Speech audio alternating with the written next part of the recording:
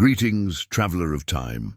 From where I sit, the afternoon shadows are fading over Ethelgard, a small European village nestled in the plains of the 10th century, where the smell of burning peat mingles with the damp scent of freshly turned soil, and life moves to the slow rhythm of the seasons.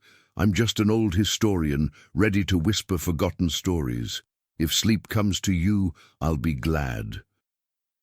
But tell me, where in the world are you listening from? And what time is it there? While you settle in, don't forget to leave a like and subscribe to the channel. The golden light of dusk stretches across the land, painting the wooden and clay walls of the few cottages in shades of ochre. From the hilltop, the distant bell of the small abbey begins to echo, a familiar invitation marking the end of labor and the beginning of rest. It's a sound so constant it's become invisible to the soul, yet vital to the body that longs for peace. And so, it's within this quiet setting that we pause, observing the little details that weave the fabric of simple life. The approaching night air carries a fresh, almost chilly breeze that dances between thatched rooftops and the coarse linen clothes of the last peasants returning from the fields. Their steps move with the rhythm of weariness and quiet acceptance, but also with the serenity only honest, physical work can bring. You can almost smell the sweet scent of freshly harvested barley lingering in the barns, mingling with the earthy odor of cattle being led to their pens, while the first stars scatter across a sky deepening into shades of indigo. It's a moment of transition, when the warmth of the day gives way to the comfort of hearths and stillness settles gently over the landscape, broken only by the hum of nature and the routines of humankind. At the heart of this humble village, beside the communal fire where women prepare the evening broth, sits Anselm, the most respected elder of Ethelgard. His age isn't measured by years, but by the countless seasons he's seen pass over the same land. Once a solitary man of wisdom, he now chooses to live among the people. His pale blue eyes hold the calm depth of someone who has watched traditions repeat for generations, noticing how customs born of necessity turn, over time, into invisible, unquestioned rules. He doesn't speak often, but every pause in his voice feels like an open window to memory. Anselm watches the flickering lines of light escaping through the cracks of cottage windows, each one protecting a family within its own warmth, and reflects on how the people of Ethelgard live by rhythms shaped by forces long gone, their shadows still ruling daily life. He sees a young couple walking the long path by the river, even though there's a shorter trail cutting through the forest. He remembers that 3 centuries ago, that shortcut was avoided out of fear. Wolves and forest spirits were said to haunt it. The danger has long vanished, yet the old rule of avoidance persists in their collective memory. It's the quiet weight of habit turned into law, a light burden no one dares to question. The Abbey bell, too, is one of these echoes. Today, it simply marks the hour of rest, but centuries ago it rang by the bishop's decree, ordering every villager to light their hearths at the same time, a safeguard against cold and uncontrolled fires in wooden homes. What began as a practical reminder of survival became, through the centuries, the faint background hum of daily life, a relic of danger forgotten, yet obeyed with the precision of a clock no one owns. Yesterday's necessity has become today's tradition. Among those listening to Anselm's quiet thoughts is Elias, a young apprentice blacksmith in his 20s, whose mind is sharper than the iron he hammers. There's a spark of curiosity in his brown eyes, a courage to ask what others accept in silence.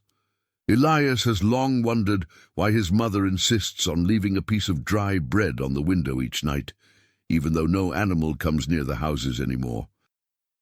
He wants to understand the meaning behind this silent ritual repeated by all, though its purpose has long been forgotten. To him, It feels less like offering than superstition. The old man smiles, a slow, deep smile that lights the wrinkles of his weathered face. He understands that longing to lift the veil of time. Anselm, Elias begins softly, careful not to disturb the serenity of the settling night. Why do we still take the long road to the river?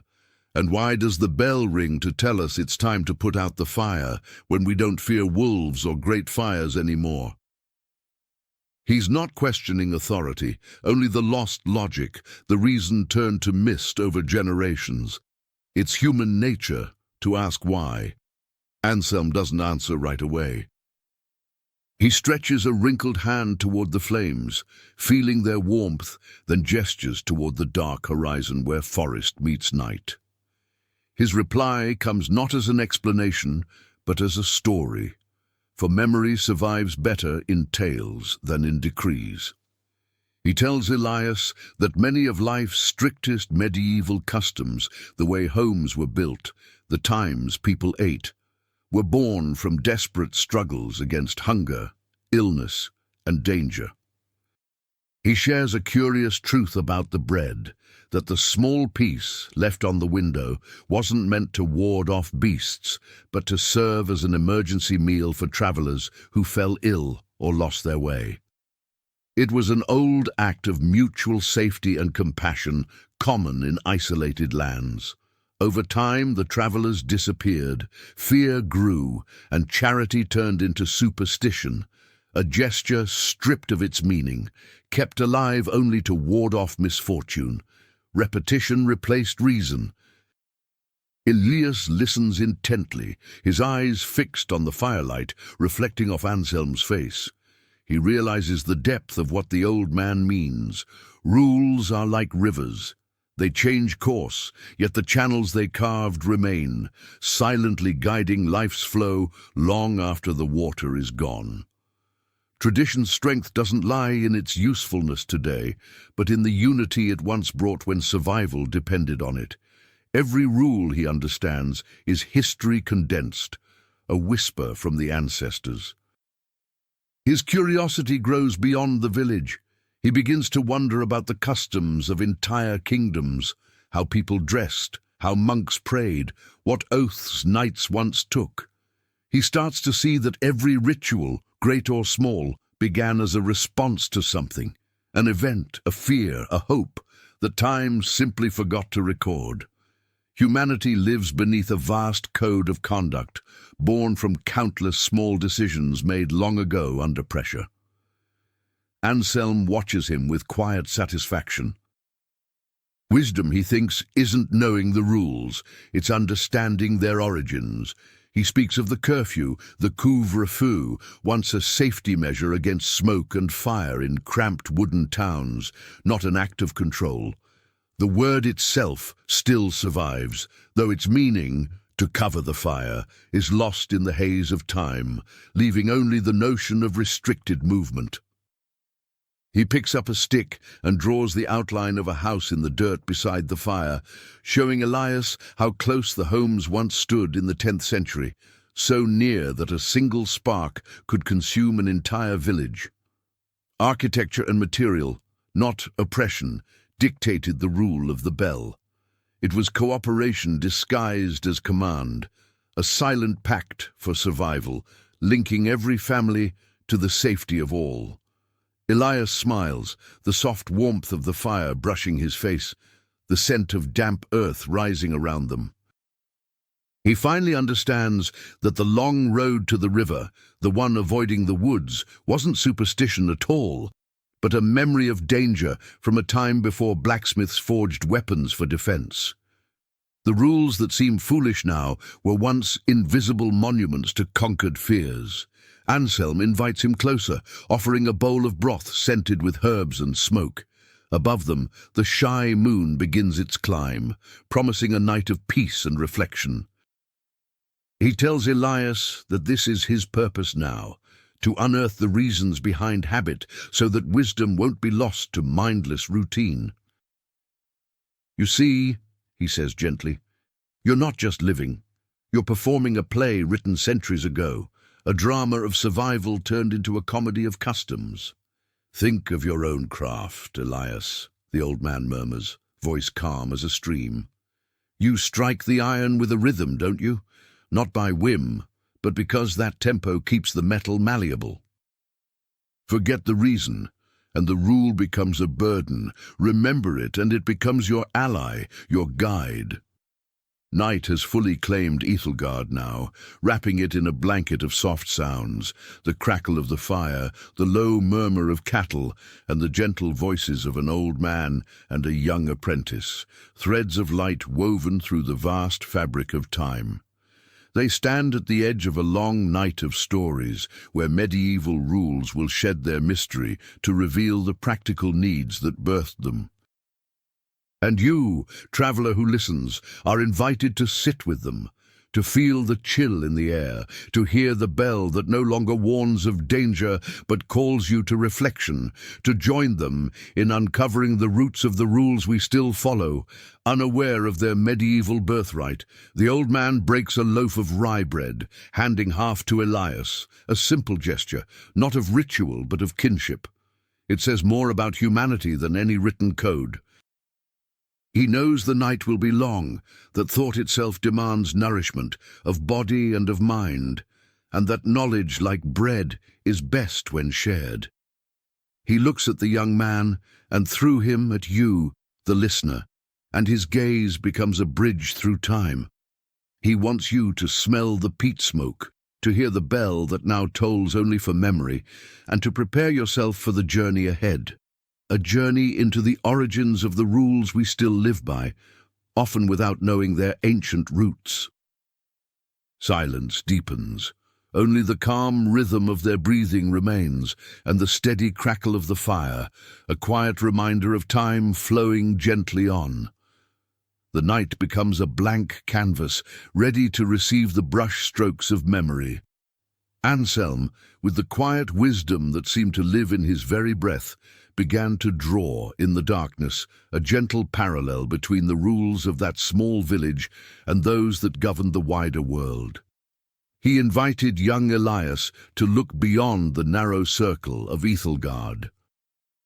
He spoke of how routines imposed by the church, fasting on certain days or abstaining from meat on Fridays, were in part social and economic adaptations, not merely spiritual doctrines. In those times of scarcity and poor food preservation, fasting often served as a discreet way to manage the community's supplies, a form of consumption control disguised as penance. He told Elias that in the beginning, many monasteries and abbeys, besides being centers of faith, functioned as communal granaries and apothecaries. The rule of eating frugally was less about divine purity and more about logistics and survival. Curiously, the idea that fish was allowed during fasting spread not only for biblical reasons, but because in many regions fish farming was easier and more abundant than raising cattle, especially during harsh winters or wars, providing a manageable source of protein when little else was available. Elias, who rarely saw beyond the forge and the fields, felt his mind expand. He pictured the vast map of Europe, crisscrossed by invisible webs of rules and customs, all born from fear, lack, and the simple need to endure. He ran his fingers over the rough surface of the wooden bench beneath him, feeling the grain aged by time and use, and realized that even the simplicity of the furniture, the lack of ornament in the homes, was a rule of survival. The less one possessed, the less there was to lose to raiders or the ruthless hand of nature. The old man, sensing the young man's attentive stillness, described the distant murmur of the river's current, a constant whisper threading through the life of Ethelgard. He explained that the detour along the river path, which had so puzzled Elias, was born of something more human than the fear of wolves. Generations ago, the shorter trail had run by an unstable bank that often gave way after heavy rain, claiming the lives of a few children. The rule to avoid it had been born from grief and protection, and as the memory of tragedy faded, only the nameless fear remained. The smell of smoke drifting from the hearth, once just a background scent, now carried history for Elias. He understood that this smoke, carefully managed and timed with the ringing of the bell, was the very guarantee of safety through the night. He realized that blind obedience to a custom, though it might seem like ignorance, could in truth be a form of inherited instinct, an ancient wisdom the mind had forgotten, but the body refused to let go. Anselm returned to his lesson with a calm smile, reminding Elias that night isn't only for rest, it's also for awakening the eyes of the soul. He asked the young man to recall any small habit he did without thinking, how he tied his sandals or the way he folded his tools, and to trace its origin. Did you learn it from your father? Did it come from a mistake you once tried to avoid? Or is it simply something you saw and repeated without ever asking why? It was an exercise in introspection, one that felt almost soothing. Searching for the roots of one's habits turned fear into history, easing anxiety. Anselm's voice was so soft it seemed to float in the cold night air, mingling with the medieval symphony, the wind whispering through the cracks, the rhythmic crackle of firewood.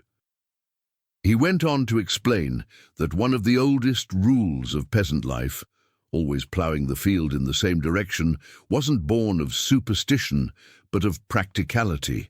It helped drain the soil properly, as rainwater followed the existing furrows, preventing floods in an age before irrigation or engineering. Elias, the young blacksmith, sat lost in thought. His curiosity had transformed into calm wonder. He began to feel part of a long chain of people who had simply done the best they could with what they had. The rules were not shackles of control, but solutions, born of hunger, danger, and the fragile beauty of survival. Anselm suggested that the most peaceful sleep comes after understanding, and that history, when told slowly and gently, is the best remedy for the unrest of modern minds. He proposed that, with each sound they heard, each scent they noticed, they should ask, what is its medieval origin? What invisible rule shaped it? The night, then, would become a quiet conversation with time itself.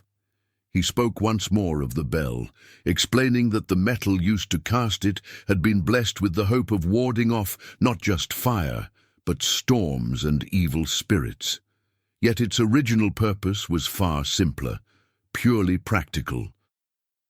Over time, belief had layered poetry upon necessity, transforming precaution into ritual.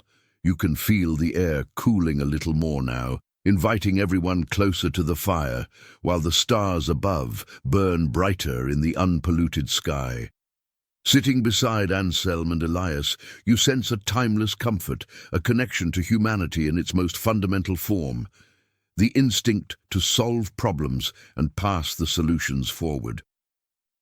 The old man returned to the topic of food, explaining that the medieval habit of eating porridge and soups wasn't about preference, but efficiency.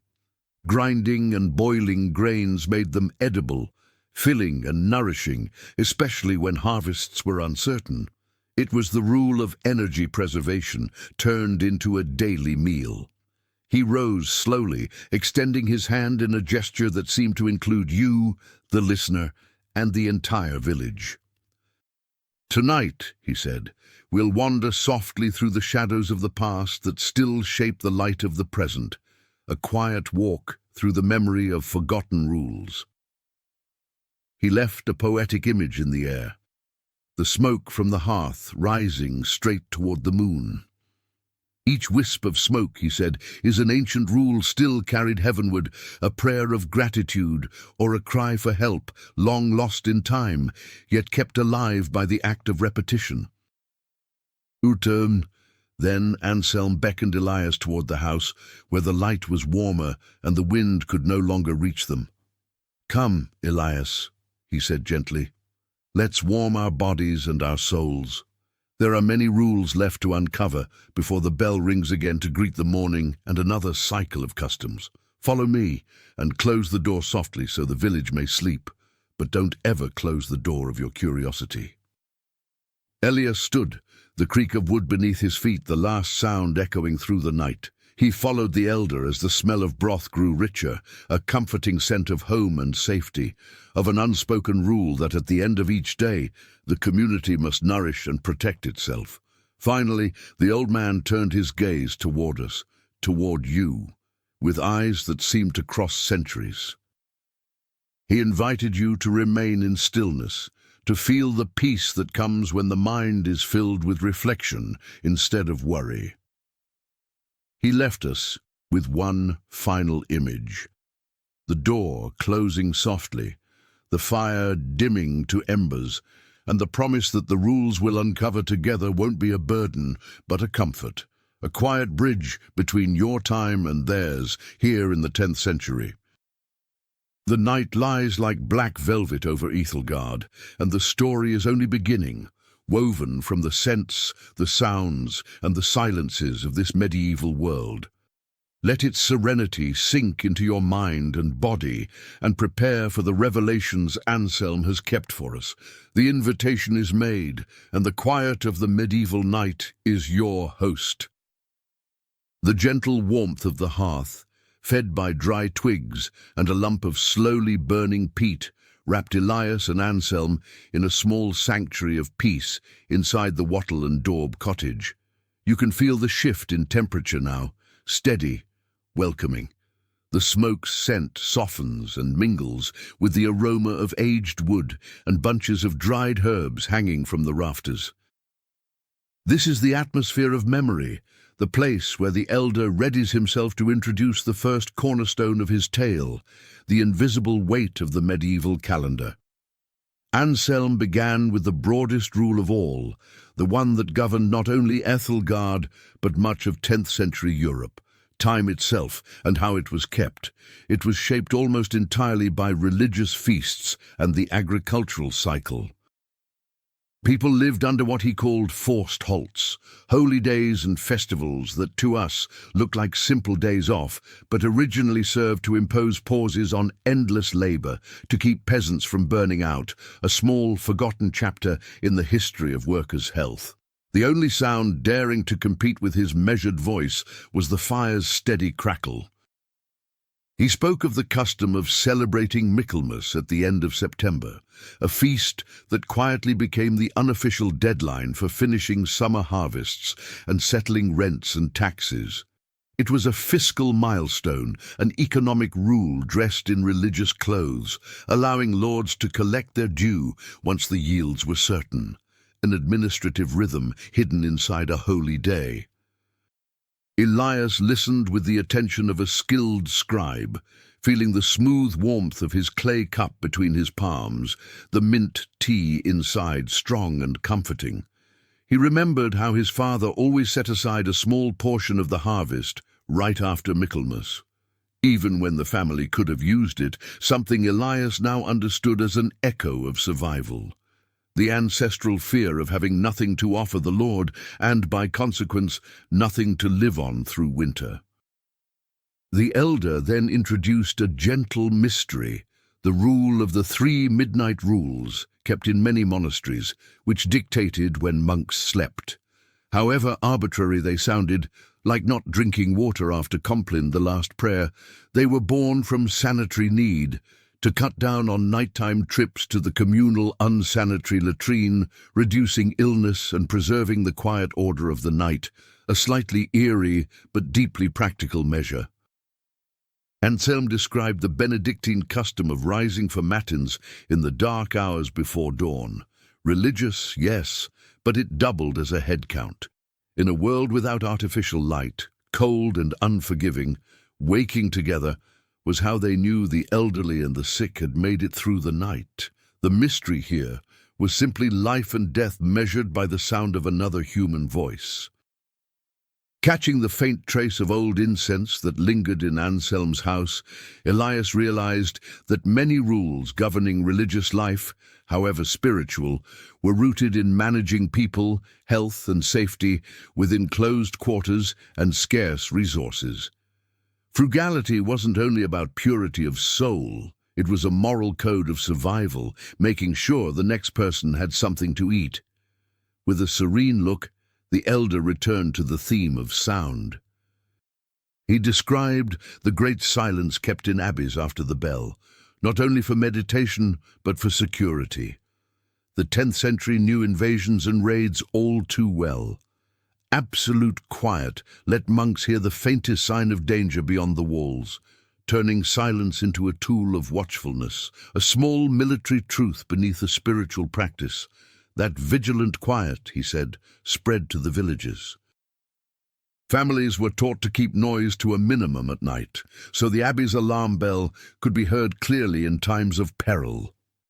You can sense the old tension hovering in the room, the understanding that the calm we feel tonight was, to them, a posture of constant alert. Anselm smiled and nodded, lifting the shadow with a gentle motion. While the danger of raiders had faded, the rule of night silence endured, now a polite habit of speaking softly after sundown, a hesitation to bang and clatter, the echo of a defensive tactic transformed into social grace, a serenity born from fear. He invited Elias to return to touch, placing a hand on the hard-packed earthen floor, covered with a thin, insulating mat of straw. Keeping bare earth in living areas wasn't laziness or poverty, he explained, but pest control. Hard earth stayed cooler and less welcoming to fleas and rats than wood, which rotted with damp and gave insects places to hide. He spoke of the rule that women should wear veils outside the home. Beyond religious meaning, it carried a practical purpose in cities and fairs, shielding hair from soot and dust in dirt roads and unsanitary markets. The veil was a hygiene rule, a way to keep sound in a filthy world. Now Elias grasped the breadth of invisible rules. His grandmother's insistence on never leaving food uncovered wasn't only to keep rats at bay, it was to prevent the quick spread of disease through contaminated meals. He breathed in the room's clean, dry air and felt a quiet gratitude for these centuries-old habits that still kept him safe. Leaning lightly on his staff, Anselm spoke with growing fluency, like a river finding its channel, about the rule of names. Giving a child a saint's name, Elias or Anselm, was meant to secure a heavenly intercessor. Yet, in practice, it also worked as social tracking. In small villages, knowing a person's patron saint helped identify them in times of loss or death, a simple, sturdy tool of recognition. He shared a subtle local custom from Ethelgard. No one was to set hearth ashes outside before the morning bell. Elias had thought it was to keep the wind from scattering dust, but the elder revealed the truth. Warm ashes were used as a primitive heat compress for the gravely ill through the night, an emergency rule of care hidden in plain sight. Anselm smiled as he lit a small oil lamp, brightening the room with a soft glow, an act of reverence for the rule against absolute darkness. In the Middle Ages, darkness was fear and danger made real. The absence of light threatened both mind and body. Keeping a little flame was not superstition, but protection. He spoke of the cold that seeped in with nightfall. Beds stuffed with generous layers of straw and rags, rather than feathers, were rules of thermal insulation. Dry straw, abundant and cheap, kept damp and ground cold at bay, guarding children and elders through brutal winters. Survival was woven into sleep itself. Anselm's rhythm stayed unhurried and sure, each paragraph another veil lifted from time. He told Elias that fear of the evil eye, a medieval superstition, led people to wear certain colored cloths or amulets. In practice, this often made them less visible to thieves. Duller, darker garments blended into the landscape and drew less attention from raiders. "The point of all this," he said softly, "isn't to tear down rules, but to honor them. They're monuments to the intelligence and resilience of those who came before us." Serenity, he stressed, comes from knowing the past isn't a weight, but a foundation. Now the young blacksmith looked up at the abbey bell on the hill, not with doubt, but with respect. He heard in it the voice of 1,000 years, of pain and of solution, of a rule that survived because it worked, not merely because it felt sacred. Anselm asked Elias to close his eyes for a moment and simply feel the hearth's warmth, the whisper of incense, the protective hush of the night. He wanted wisdom to enter not only through the ears, but through every sense, so that accepting these invisible rules might become a source of comfort. The elder prepared to lead them into the next part of the tale, down into the details of monastic life, that hub of rules and order. The transition would be seamless, without any jolt or break, carrying them from the village into the abbey with the softness of a dream. He closed this first passage with the image of fire. The rule of keeping live coals, banked under ash through the night, wasn't only to make morning kindling easy. It ensured a steady source of heat for an emergency birth or a fevered patient in the dark hours. In those days, the ember itself was a kind of pharmacy. Still wrapped in the hearth's comforting warmth, Anselm guided the tale toward one of the greatest centers of order and discipline in the Middle Ages, the Benedictine Abbey of Sancti Leonis, a day's ride from Ethelgard. He spoke of Brother Valerius, the abbey's apothecary, a man whose life followed a code of conduct so rigid it might seem oppressive, yet beneath it lay a finely tuned structure for survival in a chaotic world. Anselm described Valerius's rule of always washing his hands with ash soap before touching any medicinal herb, even the harmless ones. It wasn't a matter of personal cleanliness, but a rule of quality control, a way to prevent cross-contamination that could ruin a remedy or turn it into poison. It was the rule of pharmaceutical precision disguised as religious devotion. Elias caught a faint scent of dried rosemary from the corner of the room and imagined the sharp, earthy aroma of Valerius's herbs. He realized how precious such rules of handling were in an age without knowledge of germs. Even the rule against speaking during the preparation of remedies wasn't just about focus. It prevented droplets of saliva or dust from spoiling the mixtures. A quiet, practical truth hidden inside monastic silence. Anselm returned to the theme of sound. He spoke of the bell of the hours, which rang every 3 hours. Though meant to mark the rhythm of prayer, in the fields beyond the abbey it served a more worldly function, a timekeeper for the peasants. The bell's precision allowed them to sow, harvest and rest in rhythm with the monks, a sacred clock doubling as a public utility for agriculture. Then he described the abbey's rule of silent hospitality. Any traveller, no matter his origin or status, was welcomed for 3 days without question. Though it sounded like pure charity, it was also a clever act of security. In offering shelter, the monks observed their guests discreetly, assessing whether they were spies, thieves, or simply weary souls before granting full access. It was kindness laced with vigilance. Anselm invited Elias to imagine the cool, dry air of Valerius's apothecary room. It was always colder than the rest of the abbey, maintained by rule. The chill preserved herbs, tinctures and balms far longer, a primitive kind of natural refrigeration born of necessity, not luxury. Elias smiled, seeing the medieval world as a long chain of ingenious solutions to relentless problems. Even the rule requiring peasants to bring fresh eggs to the abbey on specific days wasn't merely a tax. It ensured Valerius always had egg whites for plasters and poultices, essential tools of medicine at the time. A small but vital example of community interdependence. Anselm then spoke of the abbey's stone paths. The cloister floors, polished and clean, weren't built for beauty alone. They kept mud from being tracked into the chapel and library, where dampness could destroy fragile manuscripts. It was the rule of preserving knowledge, a quiet act of practical devotion. He described the scent of the monastery, the heavy perfume of incense that never seemed to fade. The rule of burning incense during prayer had its liturgical reason, yes, but it also served as sanitation. The aromatic resins purified and masked foul air, especially during epidemics, when disease was thought to travel on the wind. The elder paused, smiling faintly as the firelight flickered on his face. "The greatest mystery of rules," he said, "is how they outlive their purpose."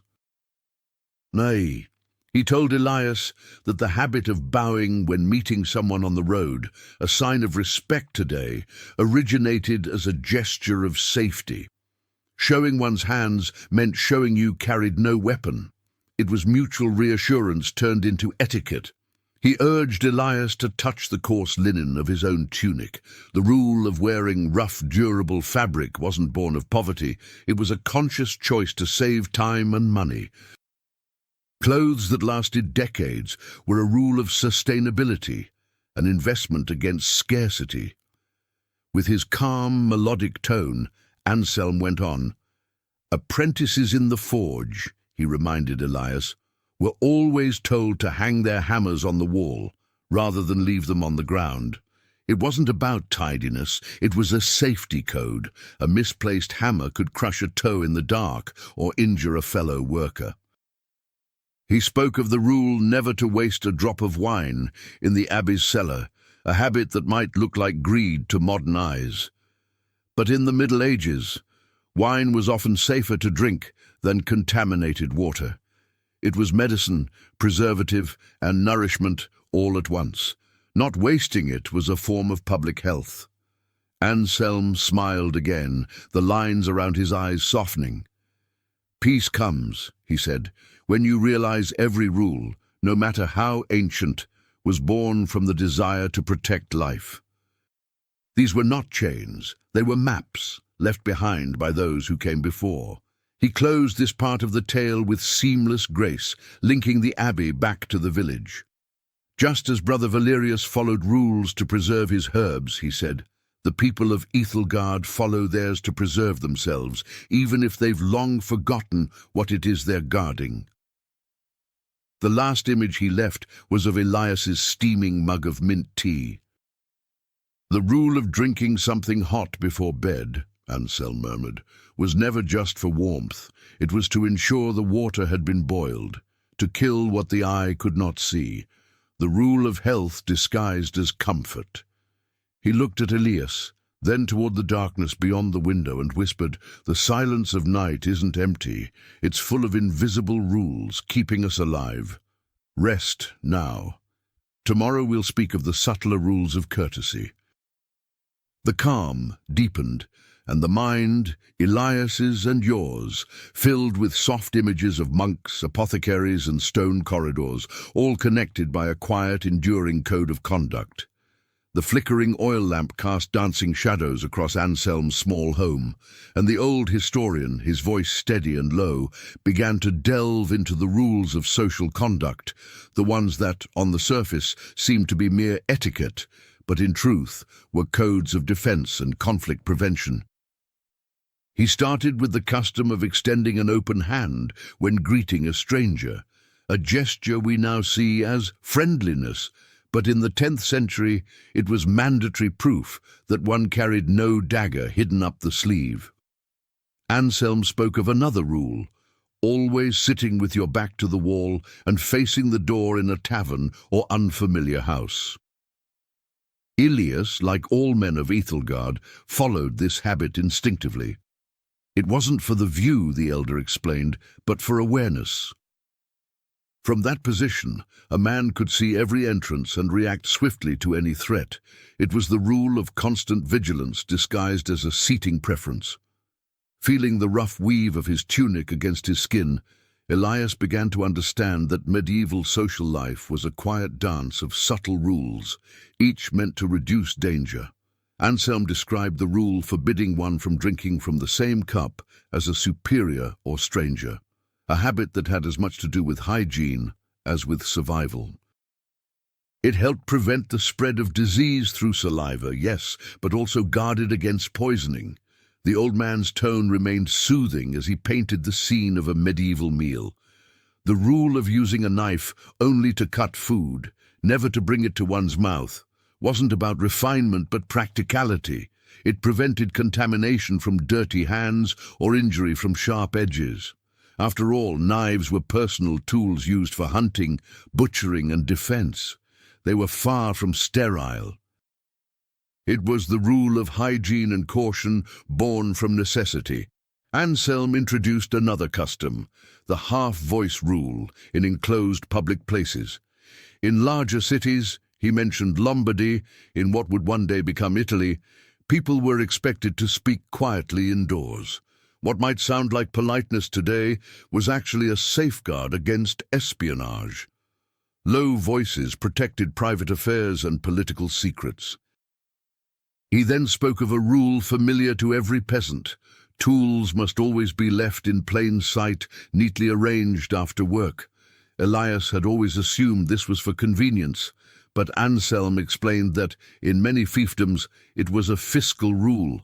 A well-kept tool displayed openly proved that a worker was fit and productive, not feigning poverty to avoid taxes or labor dues. The elder paused, breathing in the scent of the fields after rain, the damp soil and crushed grass. He connected it to another regulation. Every household was to use the same kind of shrub or hedge to border their land. It wasn't about beauty, but about peace. Uniform hedges discouraged envy and disputes between neighbors, preserving harmony through sameness. Anselm smiled faintly as he recounted a rule from coastal villages in 9th century England. Each fisherman was required to hang an extra net outside his hut, mended, ready for use. It seemed an excess of caution, but it was a rule of mercy. If a fisherman tore his net at sea, he could borrow his neighbor's without asking, ensuring his family wouldn't go hungry. It was charity woven into custom. He moved to another practical rule. Sleeping fully clothed in the garments one would wear the next day. It wasn't modesty, it was readiness. In a world of raids and fires, being dressed could mean the difference between life and death. Anselm glanced at Elias, whose brow was furrowed in quiet thought. The young man now grasped that his life was a web of inherited solutions, answers left behind by people who had once faced constant peril. The rule of marrying only within one's village or manor, which seemed like social confinement, was actually economic wisdom. It kept land and labor within the same circle, preserving the productive strength of families. In the distance, a dog barked. Anselm used the sound as a lesson. In many fiefs, peasants were forbidden to keep hunting dogs, but required to have large, noisy guard dogs.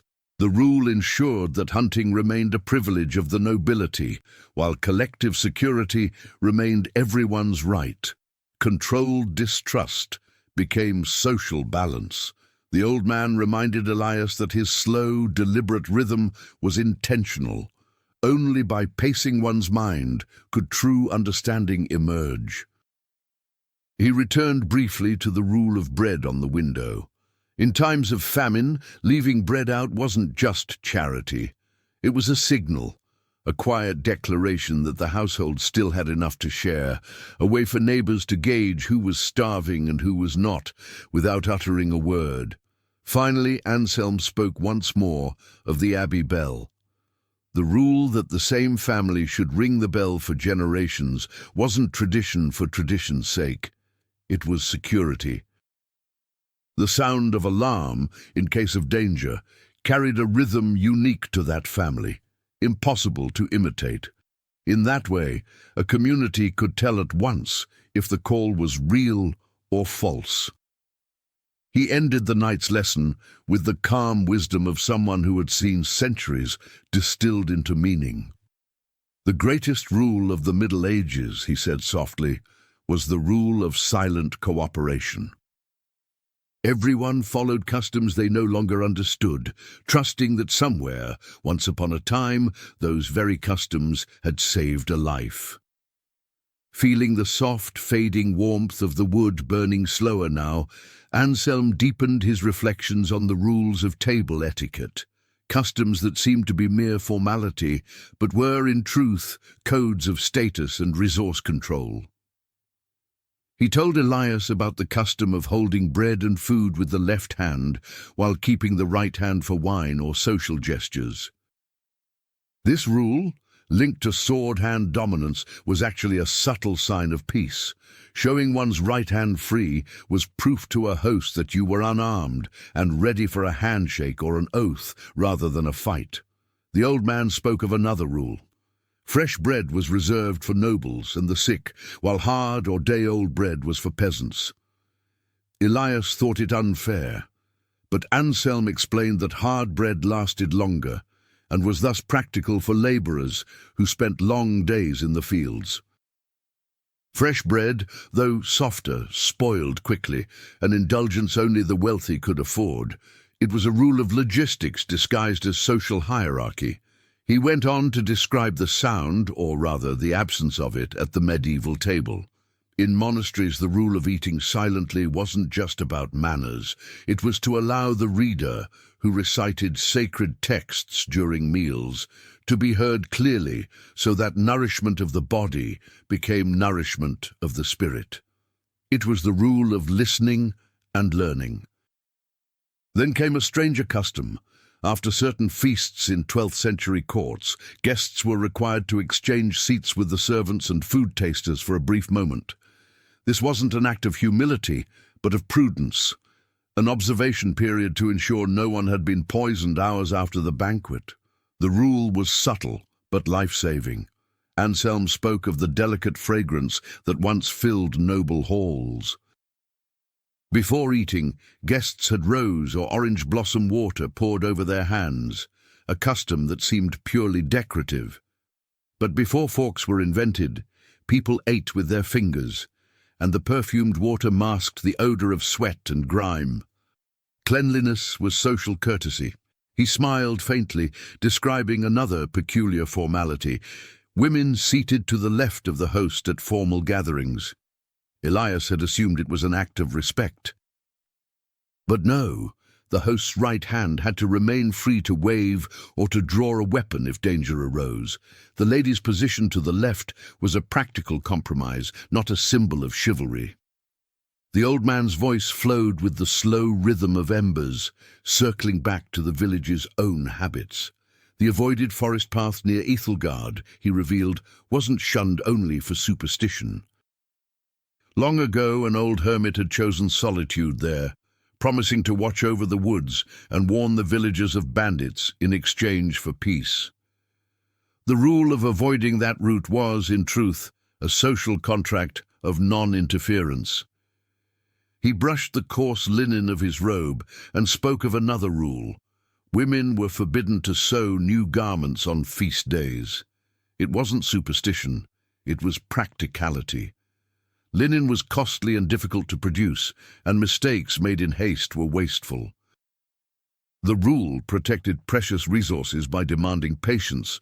Anselm added a historical aside about coats of arms. The rule dictating primary colors and simple shapes wasn't artistic preference, but battlefield necessity. Simplicity ensured instant recognition amid chaos, a rule of visual communication born from war. Elias listened as the fire crackled softly, the only sound punctuating Anselm's voice. The elder invited him to focus on the feel of Ethelgard's soil. The rule of planting different grains in separate plots wasn't for variety of diet, but for soil management. Each crop drained the earth differently. Rotating them kept the land alive. Anselm ended this part in serene contemplation.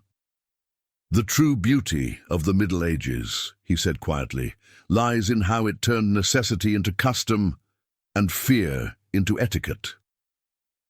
His invitation extended to Elias and to you, to look at your own habits and see, within them, the shadow of an ancestor trying to survive.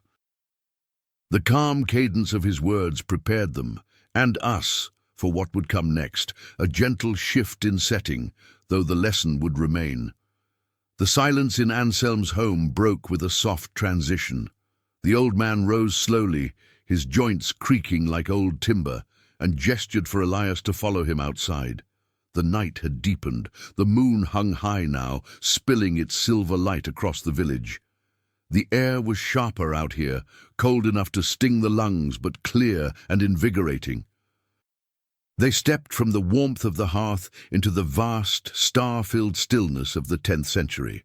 Anselm decided it was time to move from the rules of survival to the rules of construction and architecture, those quiet laws carved into the very shapes of homes and paths. They stopped beside the stone wall that bordered his yard. The old man laid a hand on its rough, cool surface and shared a small wonder about the logic hidden in its design. The rule of thick, windowless walls, he said, was never only about keeping out the cold. It was, in fact, a subtle form of defense. Few openings meant fewer weak points during a siege or a surprise raid.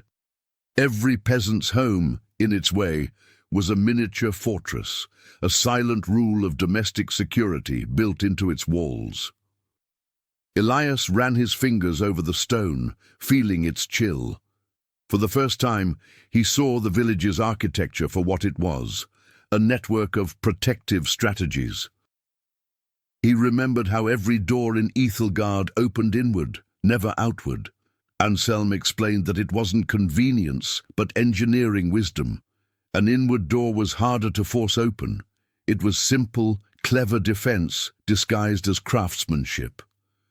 The wind sighed through the distant forest, and Anselm used the sound to speak of another hidden pattern, the rule behind the village's crooked streets. Ethelgard's roads, he said, were never meant to be straight.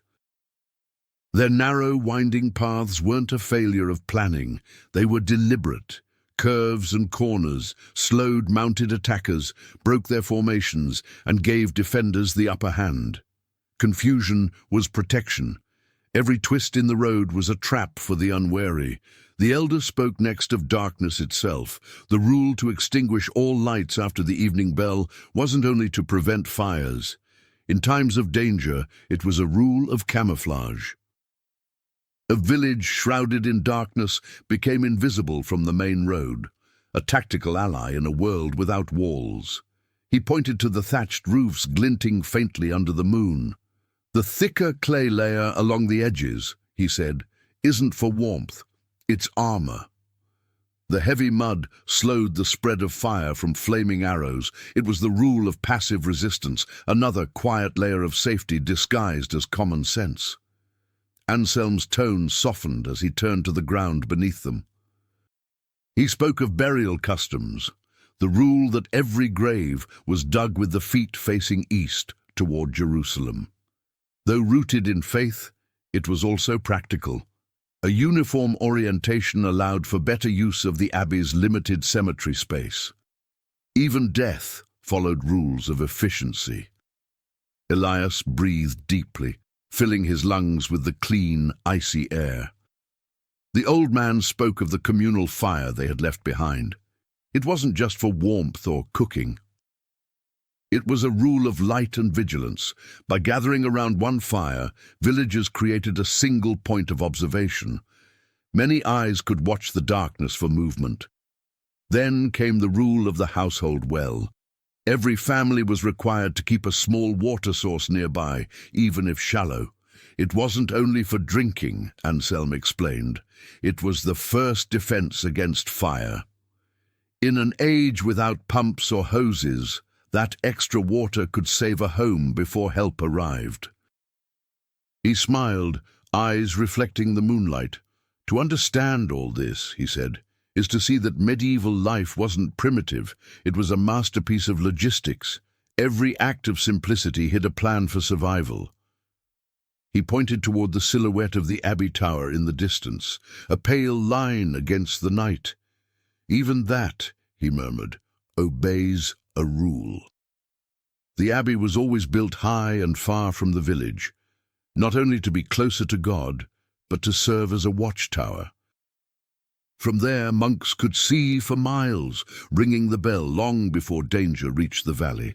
Anselm's gaze turned to the women's path along the well, where buckets rested neatly in a row. "Do you see how they carry them?" he asked. "Balanced on their heads, not in their hands. That isn't vanity. Balance keeps the body upright, the pace steady, and the water safe from spilling." In a world where water was scarce, posture itself was a rule of preservation.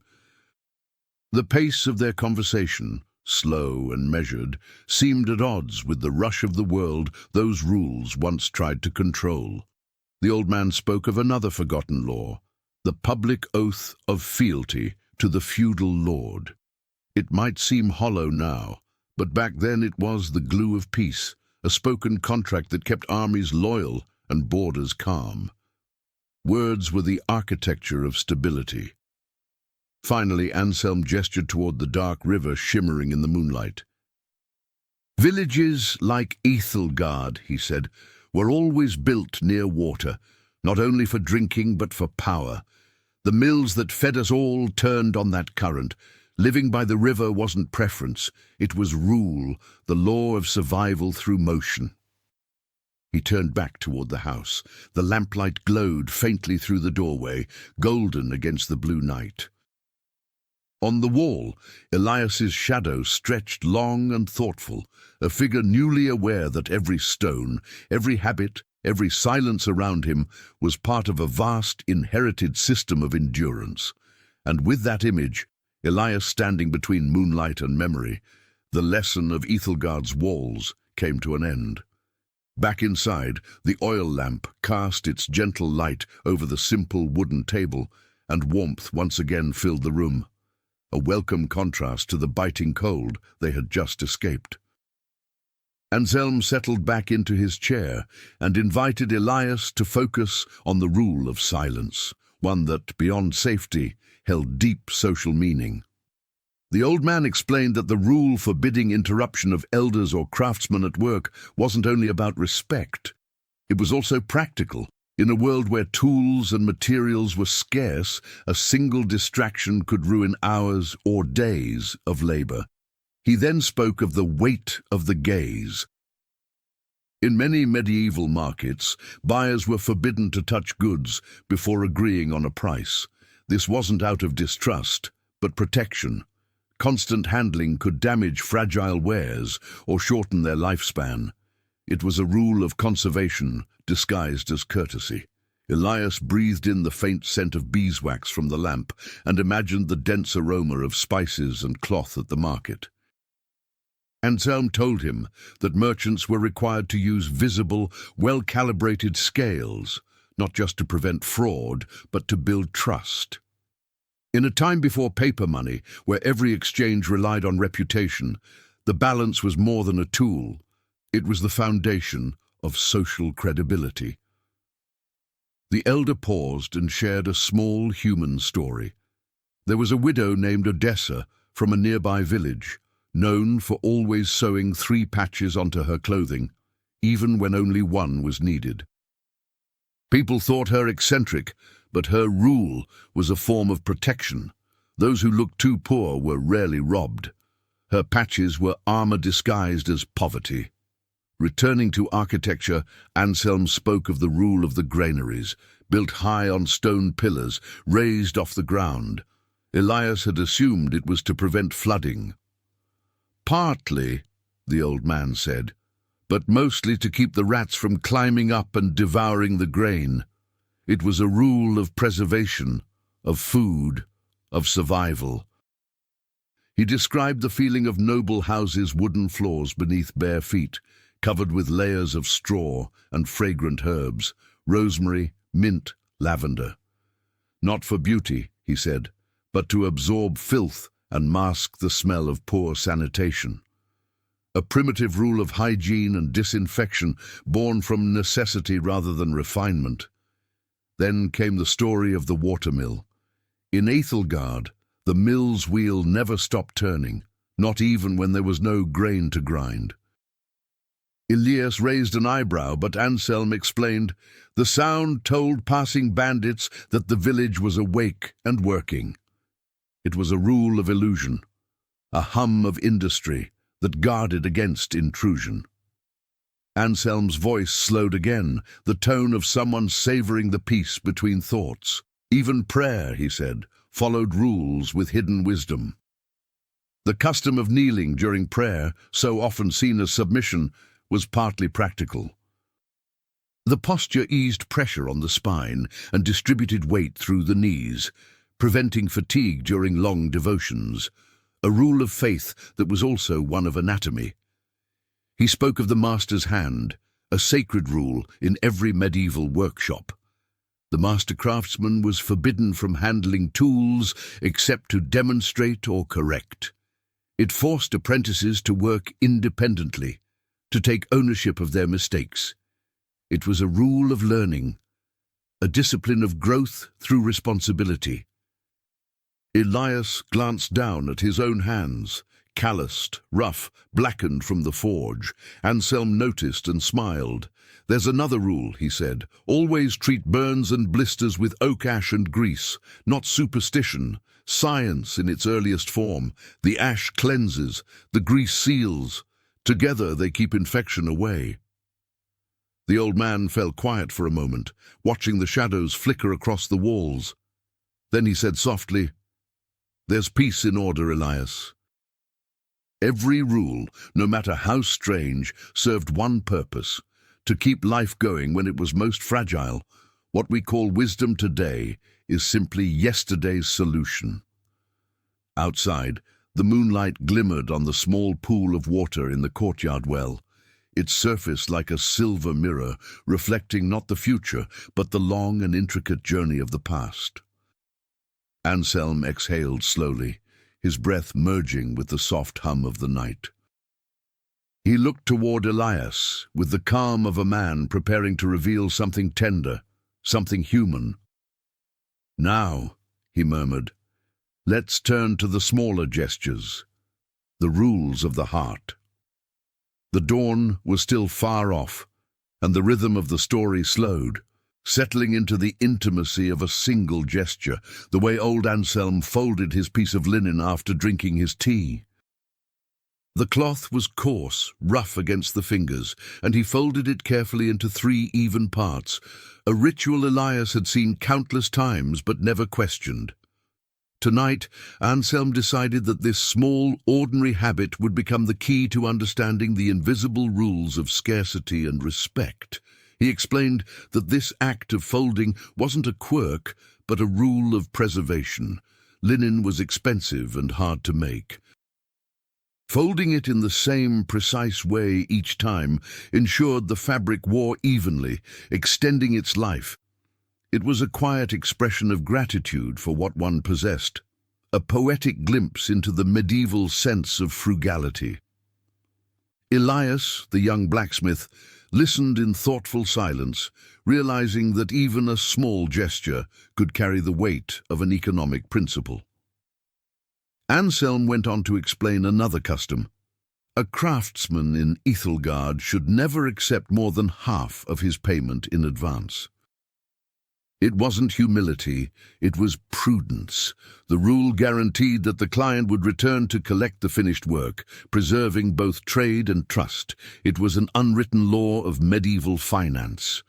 The old man paused, listening to the faint hiss of the last piece of peat burning in the hearth. "That sound," he said softly, "is the world reminding us of limits." He connected it to another old rule. Families were told to store even the smallest scraps of food in jars, sealed with honey. Elias had always thought it was to make syrup, but Anselm revealed the truth. The honey acted as a natural preservative. It turned leftovers into medicine for the sick whose weak stomachs couldn't handle fresh food. It was the rule of healing born from scarcity. The air smelled faintly of incense and aged wood. Even colours followed rules, Anselm continued.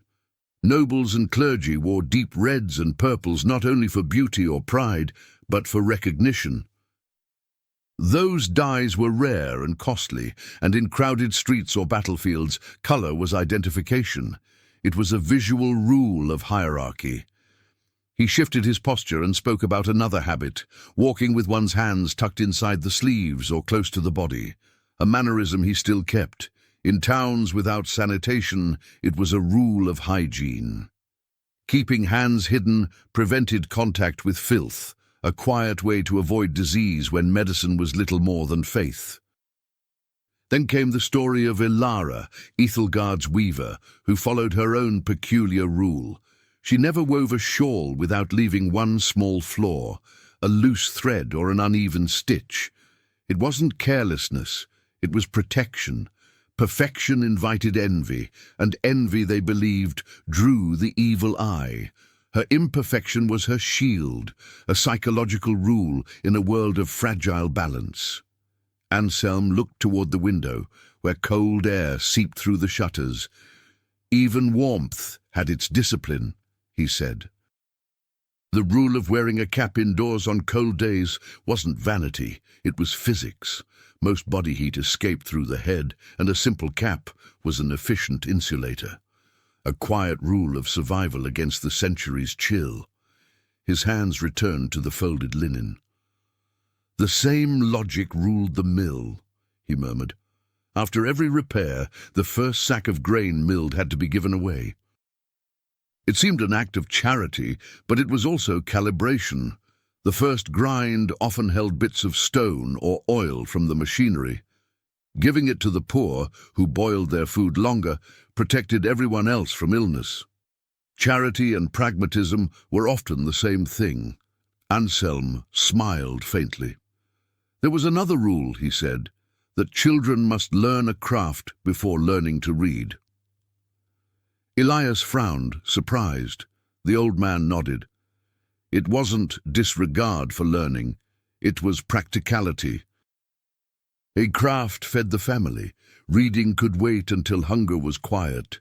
He leaned back, the lamplight soft on his weathered face. Our bodies, he said, still remember these rules. The muscles of your arm, the way you grip your hammer. It all comes from them. He asked Elias to lift the tool beside him.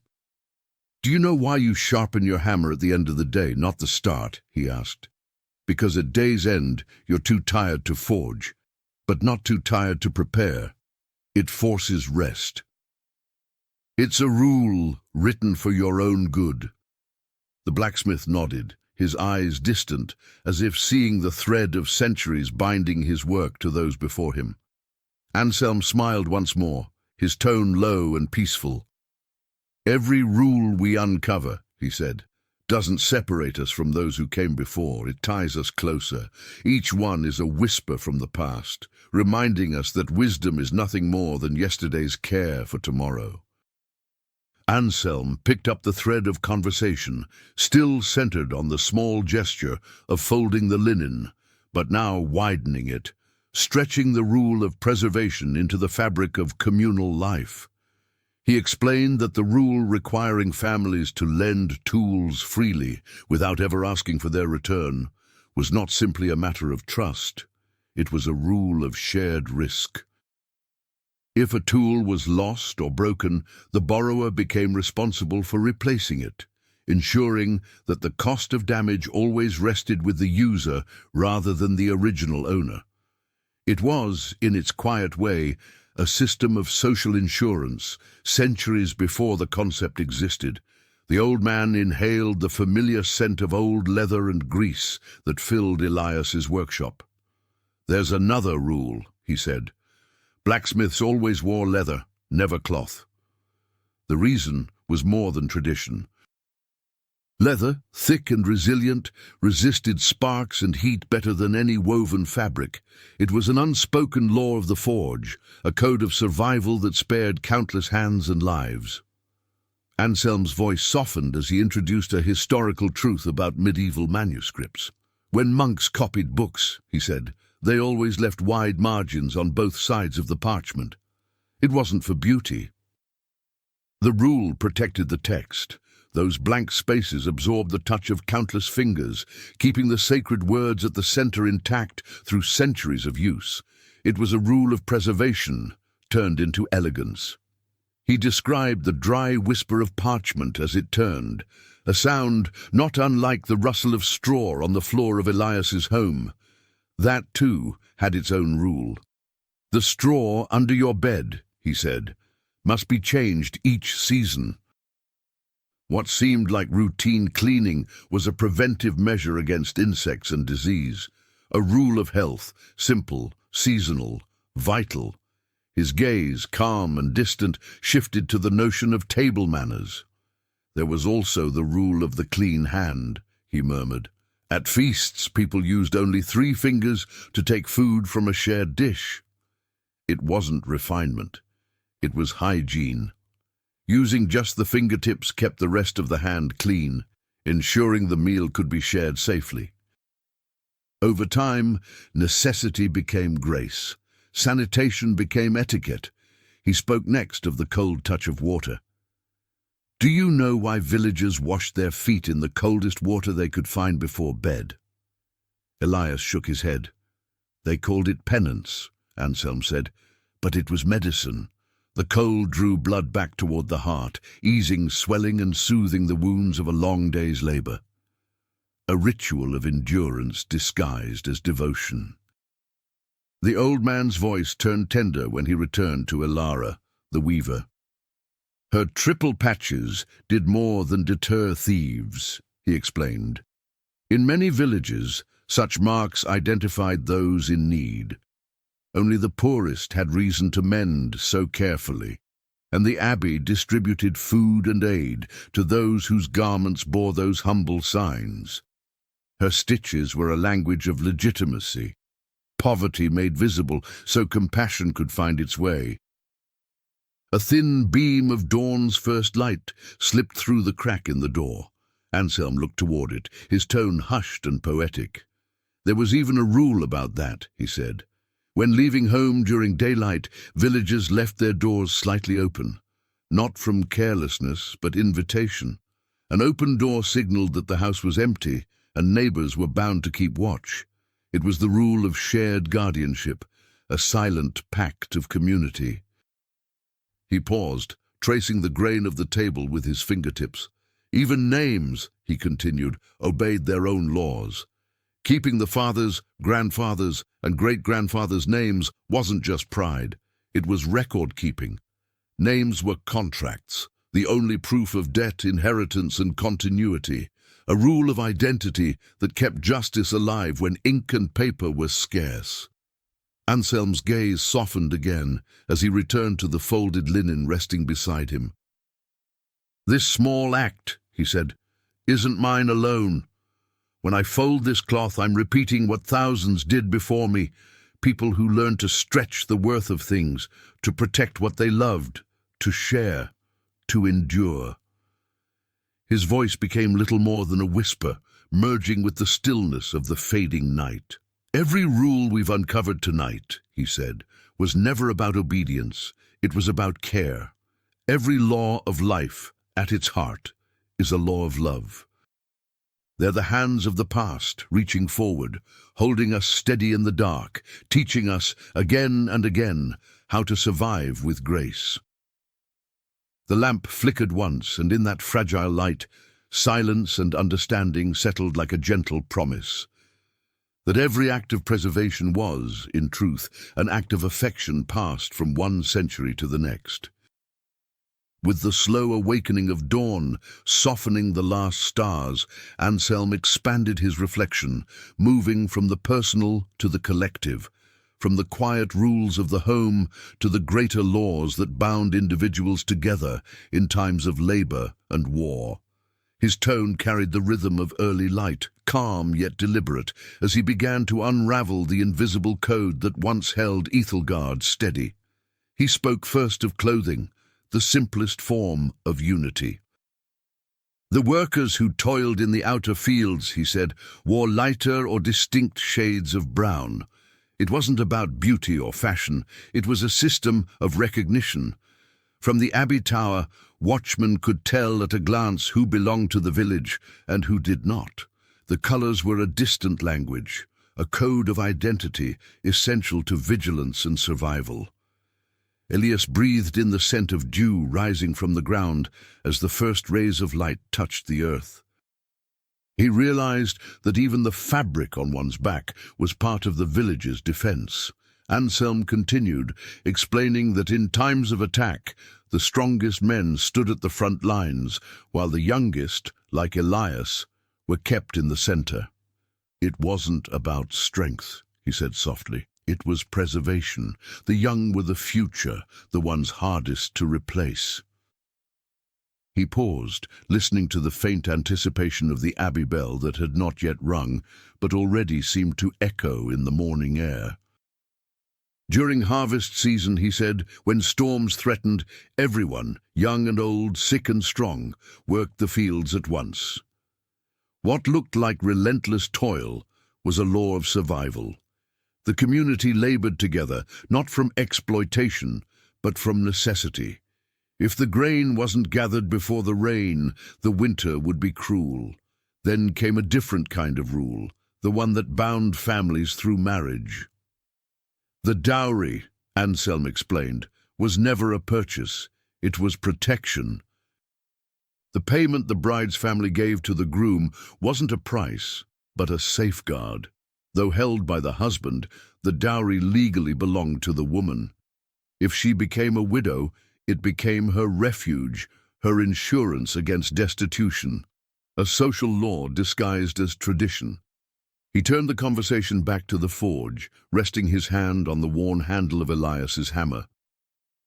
"Did you know," he said, "that artisans of the same trade were required to live on the same street?" Elias had thought it was to create competition, but Anselm smiled. No, it was for solidarity.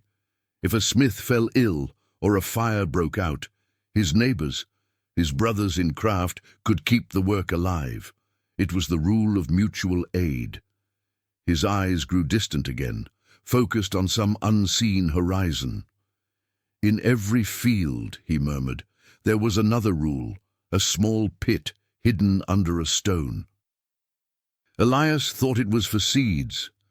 "No," said Anselm, "it was a safeguard, a secret cache. When raiders came, families buried their coins and jewelry there. It was the medieval version of a bank, born from fear, shaped by wisdom." The old man described the feel of a nobleman's stone hall in a neighboring fief. "Those towering ceilings and wide chambers," he said, "weren't for grandeur, they were for air. The height let heat, smoke, and the scent of so many bodies rise above the living space. It was ventilation disguised as luxury, health built into architecture. The abbey's bell became his next image. Even the bell obeyed a rule," Anselm continued. "When it was cast, the villagers would add a small measure of silver or gold, tokens from their own hands. That wasn't vanity, it was a community investment. If famine struck, the bell could be melted down, the metal sold to buy food. The bell was the village's treasury in disguise, singing hope each morning." He grew quiet, his gaze softening as the horizon began to glow. "All these rules," he said at last, "were ways of turning private fear into collective strength. They were threads that kept the fabric from tearing when the century itself seemed cruel." The light of dawn crept slowly through the window, brushing the old man's face with gold. "That," he whispered, "was the heart of every law in our world, to transform fear into order and solitude into survival." The first toll of the abbey bell broke the silence, low and solemn. It wasn't just the start of another day, it was the sound of a community remembering how to live together against the odds. As dawn finally brushed its pale light across the sky, Anselm turned his thoughts toward one of the oldest and most profound medieval principles, the rule of communal ownership.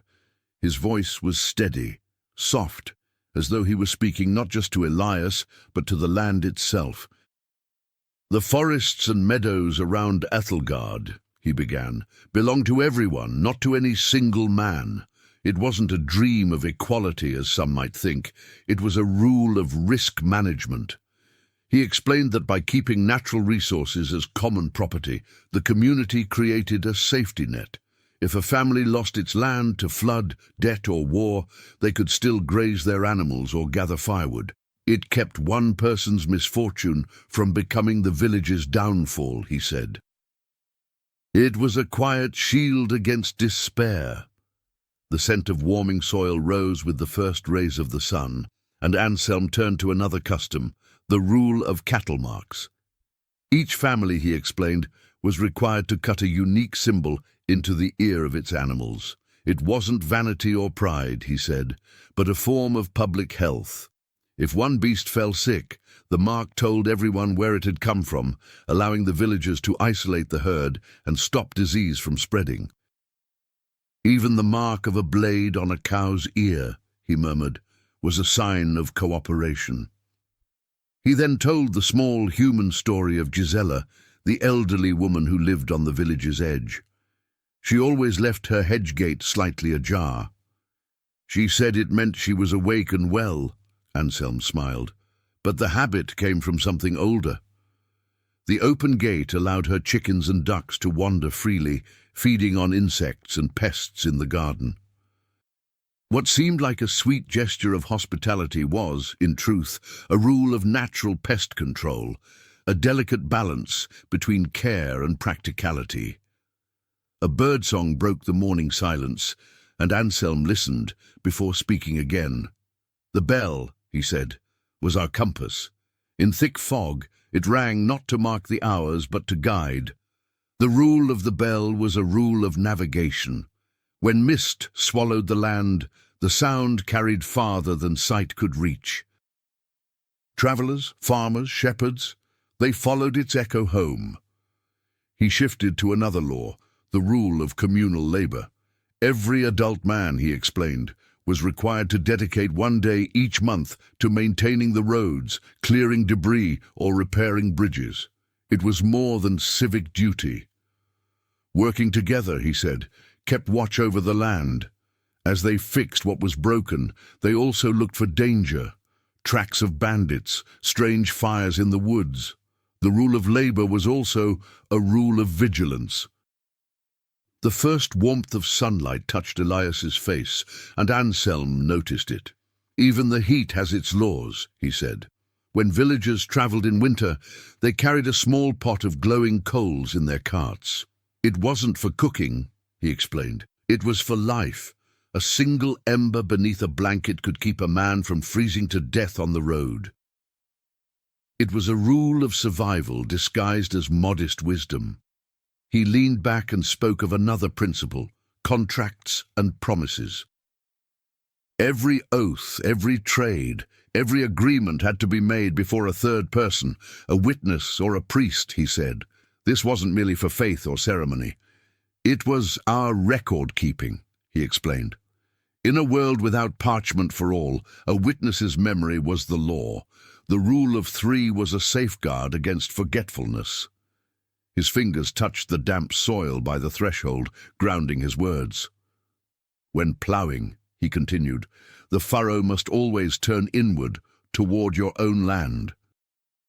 It sounded like superstition, but it was boundary work. The turned soil marked the exact edge of one's property, an unmistakable line that prevented disputes in a world without maps. He paused, his gaze softening as the air filled with the warmth of new light. Even the rules about food, he said, were not only spiritual. In some regions, people avoided pork during the hot months. It was not just devotion, it was protection. The meat spoiled quickly, carried parasites. The church called it purity. It was, in truth, public health. Elias listened in quiet awe as the horizon grew golden. Anselm smiled, his voice almost a whisper now. "Do you see, my boy? Each rule, each habit, each quiet motion of life was a shield, an invisible armor woven from fear, necessity, and wisdom. Together they kept us alive." He looked toward the distant Abbey Tower, where the first bell of morning was about to sound. "Safety," he murmured, "was never born from strength alone. It came from order, from people agreeing again and again to protect one another, and when the bell finally tolled, its sound rolled gently through the fields of Ethelgard, carrying with it a promise older than memory itself, that even in uncertainty, humanity endures through the quiet, invisible rules of care. Morning light finally spilled across Ethelgard, soft and golden, brushing the rooftops and the thin curls of smoke rising from the chimneys. Anselm led Elias back to the doorway, but stopped there. They lingered on the threshold, half inside, half outside, resting in a moment of stillness as the world stirred awake. The rhythm of the story slowed to a near whisper, the pace of breath and quiet observation. "Now," the old man said, "let's speak of a rule that only exists in silence, the rule of greeting." He pointed gently toward the street, where a farmer bowed to a passing craftsman. "Notice," he murmured, "the way they greet one another." Peasants lowered their heads deeply and touched their foreheads with the hand, while artisans like Elias gave only a slight bow, touching their left shoulder instead. "It isn't vanity," Anselm explained. "It's a code. The smaller bow marks a higher station, and the touch on the left shoulder means the right hand, the hand of labor, remains free. Or it was a gesture that balanced respect with readiness, a quiet social map etched into every good morning.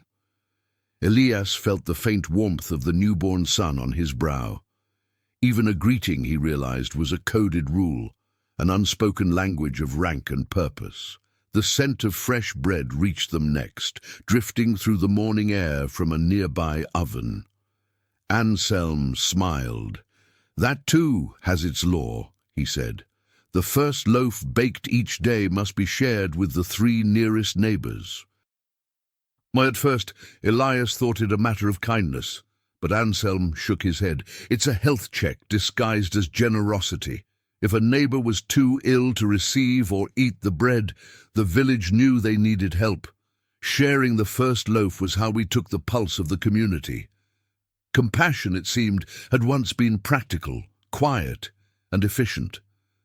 From beyond the doorway came the rhythmic sound of a hammer striking iron, the first blows of the day.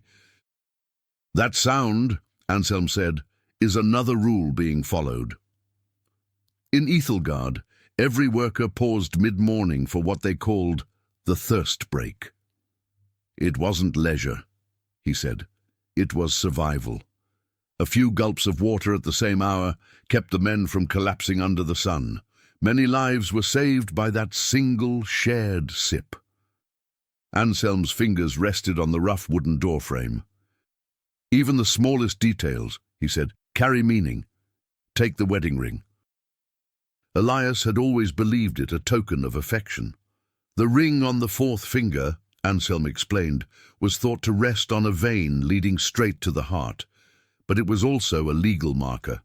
In a world of few documents, the ring showed who belonged to whom, who carried obligations and protections. Then came the story of Alda, a young weaver who began every tapestry with a single strand of wool in a different color. Elias smiled, thinking it superstition. But Anselm clarified, it was her signature. If her cloth was stolen or damaged, that first strand proved it was hers. A rule of authorship long before parchment bore a name. The old man looked toward the corner of his room, where a small candle still burned, its flame steady in the morning light. "Even this," he said, follows a rule. A candle left burning by day marked the hours. Its pace told the worker when to rest, when to resume. Before clocks, the wax was our calendar, the flame our keeper of time. They both stood quietly as the village found its rhythm, hooves on dirt, doors opening, voices beginning to rise. And the traveller, Anselm continued, had his rule as well. Whoever entered Ethelgard was to place a single copper coin at the church door. It wasn't a tax, it was insurance. Should the traveller die here, the coin paid for his burial and his prayer, sparing the villagers the burden of a stranger's death. The morning deepened. Smoke rose in soft pillars above the cottages, each one curling into the sky like a faint invisible script. Anselm watched them, eyes half closed. "Every trail of smoke," he whispered, "is a rule being remembered. A family feeding itself, keeping the fire alive. The village breathes because everyone obeys these invisible laws." He rested a hand on Elias's shoulder. "Listen closely, my boy. The silence you hear now, it isn't emptiness. It's the pause before the ritual begins, the heartbeat before the day takes shape. Every movement out there, every sound, every scent, it's all a promise renewed, that life, however fragile, will go on." And with that, the old historian fell quiet, allowing the dawn itself to speak, the soft clatter of buckets, the murmur of greetings, and the slow, graceful awakening of a medieval world held together by the tender discipline of its rules. The morning light now streamed fully through the windows of Ethelgard, soft but clear, filling every space with that gentle stillness only the first hours of day could hold. Anselm and Elias remained at the doorway, silent observers of life, awakening under its quiet laws. Every motion they saw, the flick of a bird's wing, the lifting of smoke, the sound of a bucket, seemed bound by rules so old they had become invisible. The old man pointed toward a peasant woman who had just stepped outside her cottage. She tossed a small bowl of water across her threshold.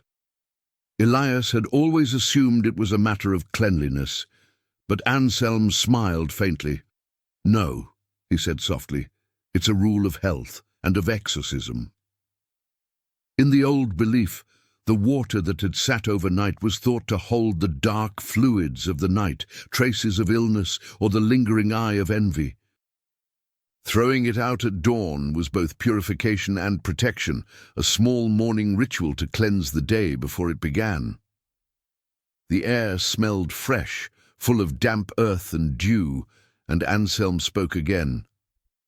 "See those herbs over the cradle?" he said, nodding toward a nearby window. Sprigs of heather and mistletoe hung above it. "They call them charms, but they're really medicine. Their strong scent drove away flies and mites that could bring sickness to infants." What passed as superstition was, in truth, an early form of hygiene, protection disguised as prayer. Then came the story of Bryce, the woodcutter. He had a curious rule, Anselm said. After a long day's work, he always left his axe and wedge in the forest overnight, claiming it was to let the woods rest. Anselm's eyes twinkled, but he was wiser than he knew. The dew cleaned the resin and sap from the iron. By morning, the blades were spotless and sharp again. It wasn't mysticism, it was nature lending a hand. The faint clucking of hens filled the yard, their wings rustling through straw. "That sound," said Anselm, "reminds me of the rule of winter food. As autumn faded, villagers salted cheese and meat in large stores. Salt was precious, but it was life itself. When the earth froze and nothing grew, those salted stores were what kept the body warm and strong. It wasn't just preservation, it was the science of survival." He rested a hand on the cold stone wall beside him. "And this," he said, "this is the touchstone. In every cattle market, there was one designated stone that buyer and seller would both touch to seal a deal. It wasn't magic, it was memory, The stone stood witness to their promise. In a time without parchment or seal, the touch of stone was the contract itself. The old man's voice softened further, his cadence slowing to match the rhythm of the morning. "Did you know," he asked, "that monks were required to read aloud, even when alone?" Elias frowned, surprised. "In those days," Anselm continued, "writing had no spaces, no punctuation. Reading aloud was the only way to make sense of the words. It was the rule of comprehension, the sound of thought made visible." He turned his gaze back to the house around them, now comfortably warm from the hearth. "Even tools," he said, "had their law. When resting from fieldwork, a farmer had to place his iron tools flat on the ground, blades down. It kept them from falling, from wounding someone passing by. A small rule of safety, simple, humble, but it saved lives. Then, in the golden calm of the morning, Anselm lifted his eyes toward the sun. "That," he said quietly, "is the oldest rule of all. No matter how deep the night, the light returns." He let the words linger, soft and resonant. The rules of our ancestors are like that light, rising again each day, guiding us out of fear and into order. The village stirred to life around them. Bakers, smiths, farmers, all moving according to customs older than memory. "The rules that seem foolish," Anselm whispered, "are the ones that keep the world steady. They are the invisible foundation beneath our peace." And with that, he fell silent, watching the sun climb higher over Ethelgard. The morning had become a hymn to wisdom, an unspoken prayer written not in words, but in the gentle discipline of everyday life. The sun finally rose over Ethelgard, painting the sky in gentle shades of peach and gold. The light, soft but growing, spread across the rooftops and the winding dirt paths of the village. Anselm, standing beside Elias, suggested a shift, a new angle, a new voice. "To understand how deep the rules of this world go," he said, "we must see them through someone else's eyes, someone who wasn't born here." That someone was Marius, the merchant. He had just arrived from faraway Flanders, a man of about 40, dressed in finer wool and carrying the faint scent of travel, spices, leather and salt. His cart creaked along the narrow road as he approached the village square, ready to set up his small stall at the market. To him, Ethelgard was a quiet corner of the world, its rhythm unfamiliar, its customs still veiled. But he brought with him his own invisible rules, the laws of the road and the marketplace. Anselm described the rule of the road's greeting, one Marius followed with devotion. Each morning he made sure to greet the first traveller he met, not out of friendliness, but out of superstition. In his homeland, it was said that the first exchange of words determined the fate of one's trade for the day. "Good fortune begins with a voice," Marius would whisper, tipping his hat to the next soul who passed.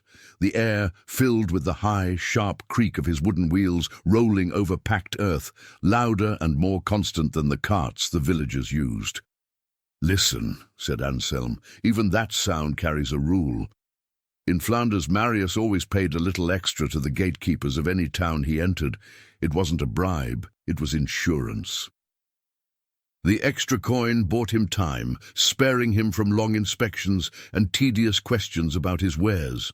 It was a rule of urban survival, a negotiation dressed as courtesy. From his forge, Elias watched the merchant's practiced hands sorting coins and fabrics. That precision, Anselm said, comes from another rule. He told the story of the coin's oath. In Flanders, merchants like Marius kissed the first coin they earned each day, then passed it through the smoke of their hearth. It looked like a blessing, but it was a test. The warmth of the smoke and the touch of skin revealed the coin's truth, whether it was real silver or a deceitful alloy. It was faith and verification in a single gesture. Anselm lingered on the scents Marius carried: clove, nutmeg, cured hides, so different from the earthy smoke of peat that perfumed Ethelgard. "Even smells," he said, "have their rules." Marius kept his copper coins in a separate linen pouch from the silver and gold. "He isn't being meticulous," Anselm explained. "It's chemistry. The copper's corrosion could stain and weaken precious metals over time. Separation was not vanity, it was preservation. The air was crisp, and Marius, even beneath the rising sun, kept his thick wool cloak drawn tight. Elias found it excessive, but Anselm shook his head. "That too is a rule," he said, "not for warmth, but for safety." Thick sheep's wool was nearly impossible to cut with a knife. Hidden within its folds, the merchant's coins and contracts were safe from thieves. The coat was his armor, soft to the touch, but unyielding to danger. As Marius began arranging his goods, he followed another ritual. He counted each item 3 times before offering it for sale. "The rule of silent counting," Anselm murmured. "It isn't about accuracy, it's about perception." The act gave weight to the merchandise, creating an air of value and mystery. Customers saw care and importance where there was, in truth, strategy. In that quiet repetition, Marius turned counting into persuasion. Anselm folded his hands, his tone thoughtful. "The merchant's rules," he said, "belong to the city. They are born from noise, negotiation, and risk. They protect against loss and build the illusion of abundance." He looked out toward the market square, where Marius's stall was now half raised, its fabrics catching the early light. "In the countryside," he added softly, "rules protect life. In the city they protect profit, but both are shields forged by necessity." And with that, the morning of Ethelgard deepened, a mingling of village stillness and the murmuring pulse of trade, as the old world of quiet survival met the restless rhythm of commerce. Anselm and Elias remained by the edge of the market square, watching as Marius, the merchant from Flanders, continued to assemble his stall with deliberate precision. Every movement, the tying of a rope, the smoothing of canvas, seemed governed by an invisible code. "He lives by rules as old as ours," the old man said quietly. "Only his are written in trade instead of soil." He pointed to the small clay tablet lying on Marius's counter. "That," Anselm explained, "is his ledger." In Flanders, merchants recorded debts and credits on clay tablets, soft and temporary. But when a debt was paid, the rule demanded that the tablet be broken, shattered on the spot. The act itself was proof that no claim remained. Breaking the clay, Anselm said, was a declaration of peace between hands that once owed and hands that once held. The fragments, scattered and silent, became symbols of closure, visible guarantees that no one could demand the debt again. As Marius unpacked his fabrics, the air filled with the faint sweetness of lavender, a traveller's trick to hide the odor of long roads and damp wagons. "Smell that," Anselm murmured. "It's the scent of another custom." In Flanders, mourning wasn't marked only by black or grey. The deepest grief was shown by wearing cloth with no dye at all, raw, uncoloured wool. "It seems humble," Anselm said, "but it was practicality disguised as piety. Undyed cloth cost less to make, allowing grieving families to save what little wealth they still had. Economy and sorrow shared the same thread." Elias watched as Marius adjusted the heavy tarp above his booth, checking every corner, making sure no gap remained for the rain to seep through. "He follows the rule of the slanted roof," Anselm explained. In lands of snow, roofs were made steep, not for beauty, but for survival. The slope carried away the weight before it could crush the home beneath it. It's a law of architecture and of caution. Then came another story, carried on the old man's voice like a quiet parable. Theodore, the money changer, followed a peculiar rule. He refused to trade after noon, claiming that the afternoon sun weakened the silver. But Anselm revealed the truth. It wasn't superstition, it was light. The harsh glare of midday made it harder to see the fine scratches and tiny imperfections that revealed a counterfeit coin. Morning light, softer and truer, was the merchant's best ally. They listened to the soft clinking of coins as Marius tested them in his palm, a rhythm steady and sure. "That sound," said Anselm, "is also ritual." In Flanders, a merchant was to drop one small copper coin on the ground at day's end. It wasn't waste, it was offering. The coin left behind was meant for whoever found it, a quiet act of charity that blessed the next day's business. Fortune-favored generosity disguised as accident. By now, the chill of dawn had softened, and warmth began to settle over the market. Marius reached for a small jar in his satchel, filled with oil and vinegar. Elias assumed it was for his meals, but Anselm shook his head. "That mixture is medicine," he said. Rubbed on the temples, it cooled fever and revived the faint. A traveller's first aid, simple, practical, and always within reach. Anselm motioned for Elias to notice Marius's hands as he bargained with another trader. "Now watch closely," he said. "See the fingers, the glances?" Marius used subtle gestures. 2 taps for fair price, a circle of the thumb for false weight. It was the secret language of merchants, a code of silent trust. They shared it not to deceive, but to protect each other, to warn, to advise, to survive the game of commerce without a single word spoken aloud. The square had now come fully alive. Children ran between the stalls, women exchanged greetings, and smoke rose in thin ribbons from the bakers' ovens. Anselm's gaze softened as he took it all in. "You see, Elias," he said gently, "the merchant's rules may seem distant from the farmer's, yet both are born of the same instinct, the need to endure in a world that offers no guarantees." He paused, watching Marius weigh a length of cloth with solemn care. "Peace," Anselm continued, "comes when we understand that every rule, whether written in soil or in silver, is nothing more than an old answer to a forgotten problem." And as the morning deepened into day, the market of Ethelgard became a living map of those ancient solutions, each trade, each word, each gesture, a quiet act of order against the endless uncertainty of the world. As the market swelled into motion, Anselm invited Elias to sharpen his senses, to notice how the growing hum of voices, footsteps, and movement made the unseen rules almost tangible. The square that had been quiet at dawn was now alive, breathing with rhythm and intention. "Listen," the old man said softly. "This isn't chaos. Every sound here obeys a code."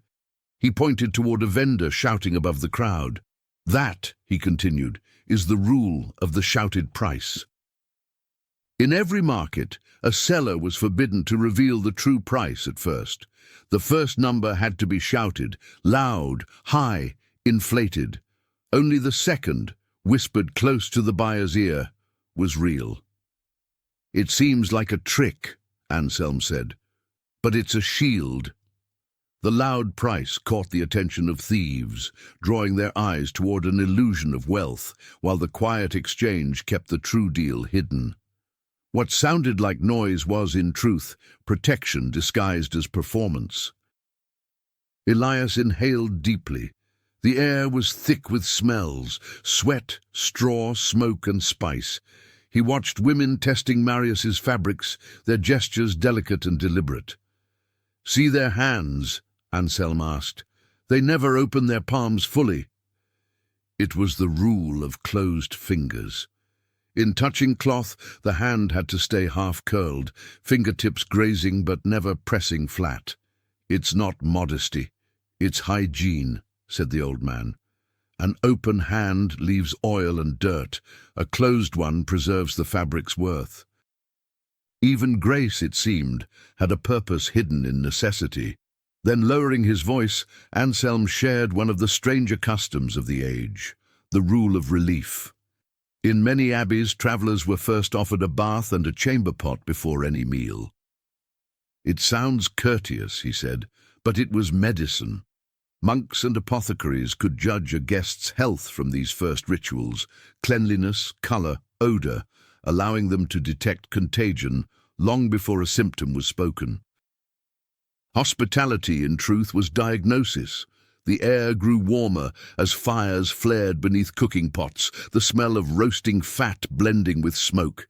"Now feel the air," Anselm said. "Even its dryness has order."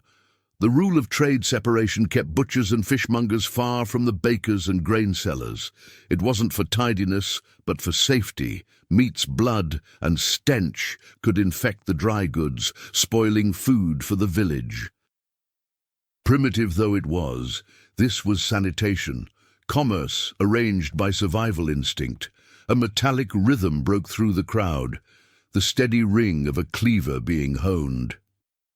"That sound," said Anselm, "belongs to the rule of the blade test." A butcher was never to test a knife on his own flesh. Instead, he cut a strand of straw. If it sliced clean, the blade was ready.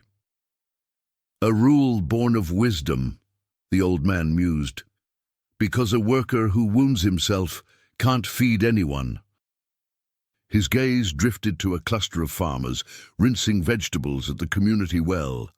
"Even water," he said, "obeys fairness." Sellers had to wash their produce with the same shared source, not for purity alone, but for equality.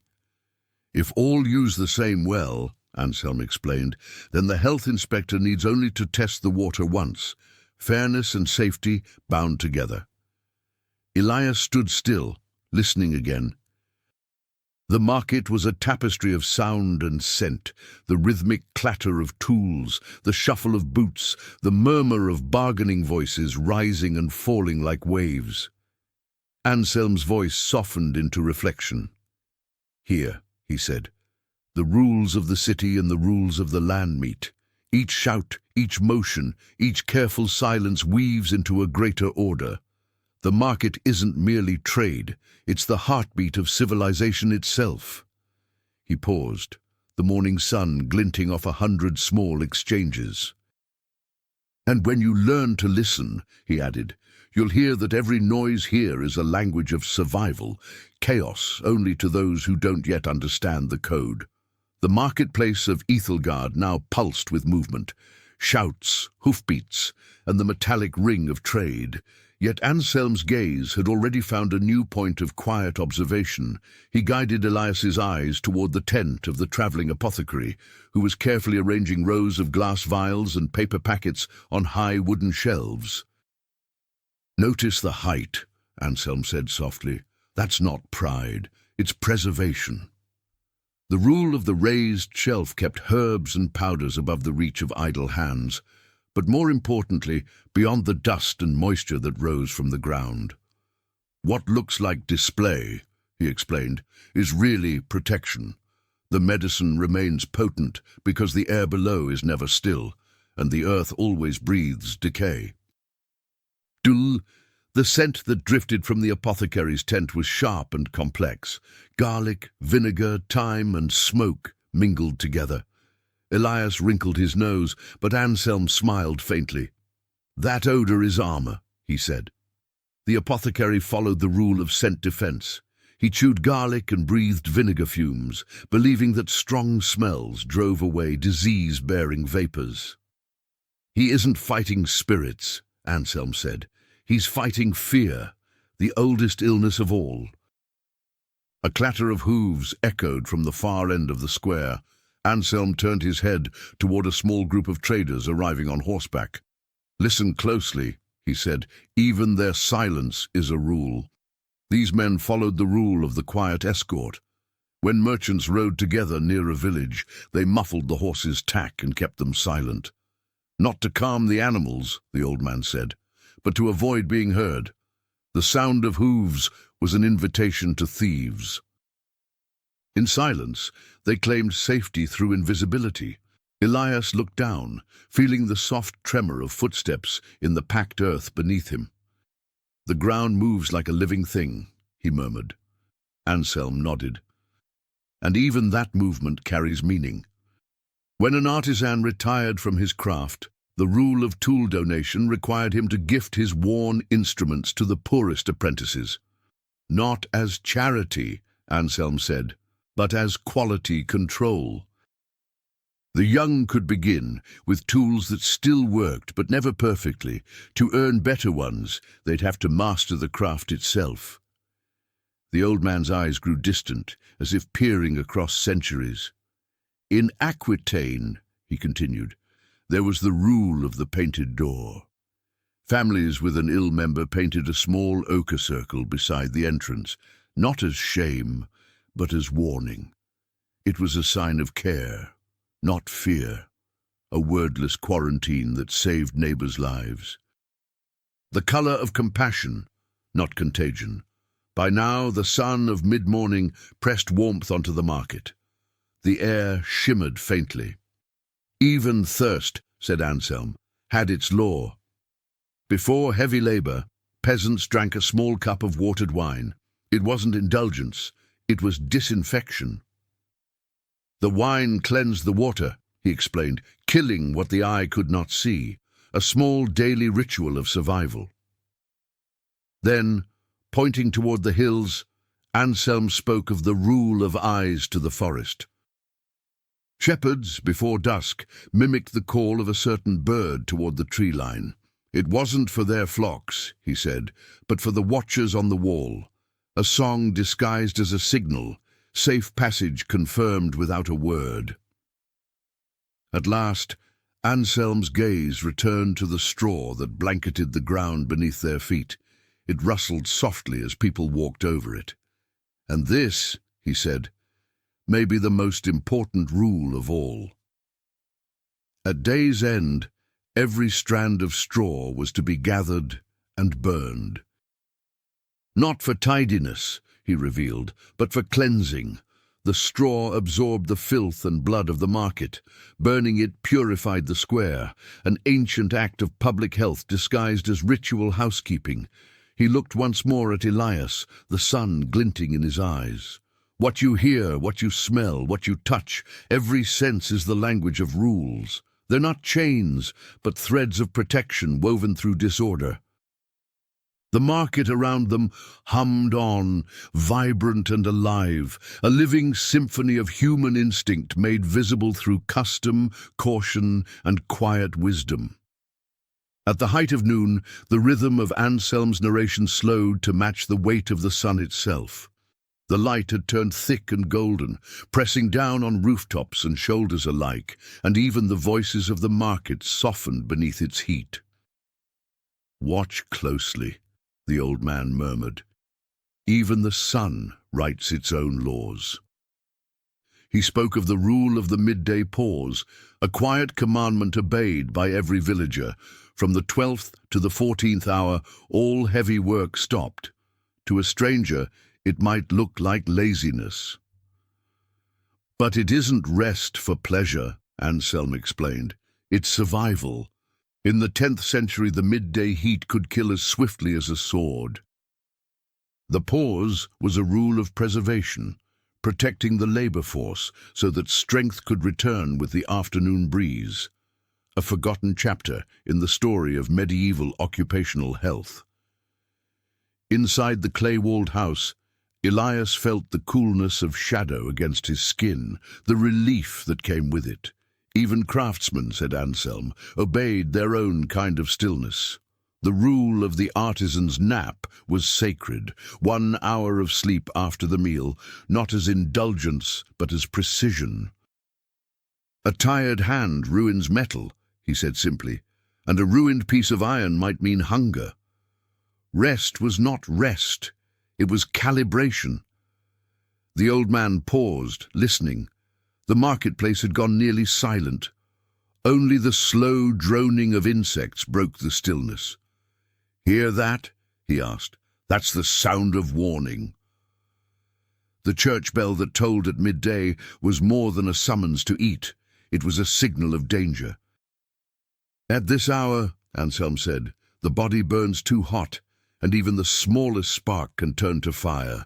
The bell doesn't call, it cautions."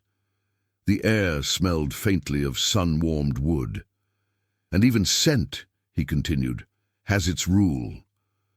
On days of crushing heat, women would rub petals of fresh flowers on their faces and hands. The rule of the flower water was not vanity, but necessity. The perfume masked the odor of sweat and offered a brief coolness, making close company bearable beneath the punishing sun. Outside, shadows shortened. The air shimmered above the dry road. Anselm pointed toward the fields. "Look how they walk," he said. The peasants moved in gentle, weaving lines. The rule of the zigzag walk taught them to break the rhythm of their steps. It slowed the body, reduced strain, and shielded them from exhaustion and heatstroke. "Even walking," he said, "had to learn to survive the sun." He told then of Roland, a lone traveler who followed the rule of the covered well. Roland would never drink from an uncovered source, no matter how thirsty he was. He wasn't being cautious out of fear, Anselm said. He was being wise. Open wells gathered leaves, insects, and decay. The simple stone tile over the water was the difference between health and fever, a humble rule of protection in a fragile world. The old man's eyes softened as he recalled another custom, the rule of joyful cries. During feasts, it was tradition for the villagers to shout and sing as loudly as they could. "You think it's celebration," Anselm told Elias, "but it's medicine." Life, hemmed in by silence and obedience, allowed release only in noise. The scream of joy was a permitted rebellion, a cleansing of fear through sound. Finally, as the sunlight reached its zenith, Anselm grew quiet. "The heat, the light, the stillness, they all command us," he said. "They shape how we move, when we rest, even how we feel." He leaned back, his tone almost reverent. "You see, the sun itself is a teacher. It reminds us that every force, light, hunger, labor, or joy, creates its own rules, and wisdom is simply learning to obey what the world already knows." At the height of noon, when the sun ruled with merciless brilliance, the entire village seemed to fold inward beneath its command. "This," Anselm murmured, his tone slow and deliberate, "is the rule of retreat, the hour when the world itself insists on stillness." The air shimmered above the fields, and what little sound remained felt softened, distant, patient. It was in this lull that the old man chose to speak of preservation, the quiet laws that protected not people, but their hard-earned sustenance. He began with the rule of divided stores. Every farmer in Ethelgard obeyed it without question. No harvest, Anselm said, should ever sleep in one barn. Instead, the grain was hidden in small caches scattered across the land. It wasn't for fear of rats, he explained gently. It was for fear of flame. A single fire could erase a family's future, but divided stores meant divided loss, a rule of survival against catastrophe. Elias shifted, feeling the heat press through his linen shirt.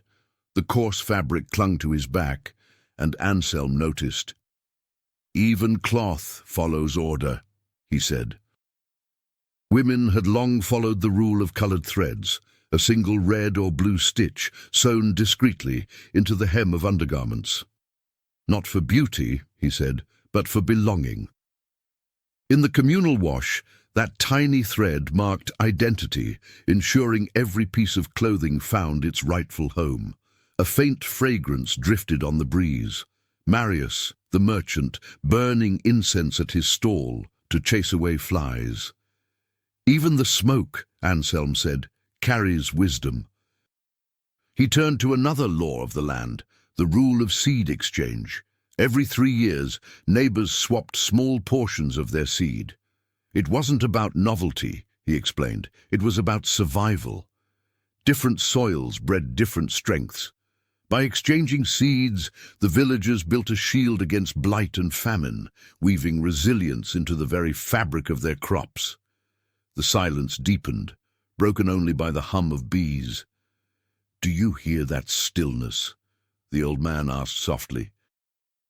"It's not absence, it's discipline." The rule of midday silence governed the healers and apothecaries who mixed their most delicate remedies in this quiet hour.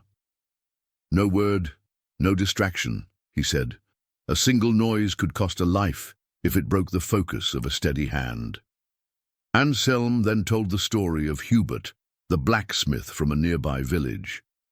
Hubert followed a simple creed: never forge a sword in the rain. He used to say the sky was weeping, but the truth, Anselm revealed, was practical. Moist air cooled the steel unevenly, making it brittle.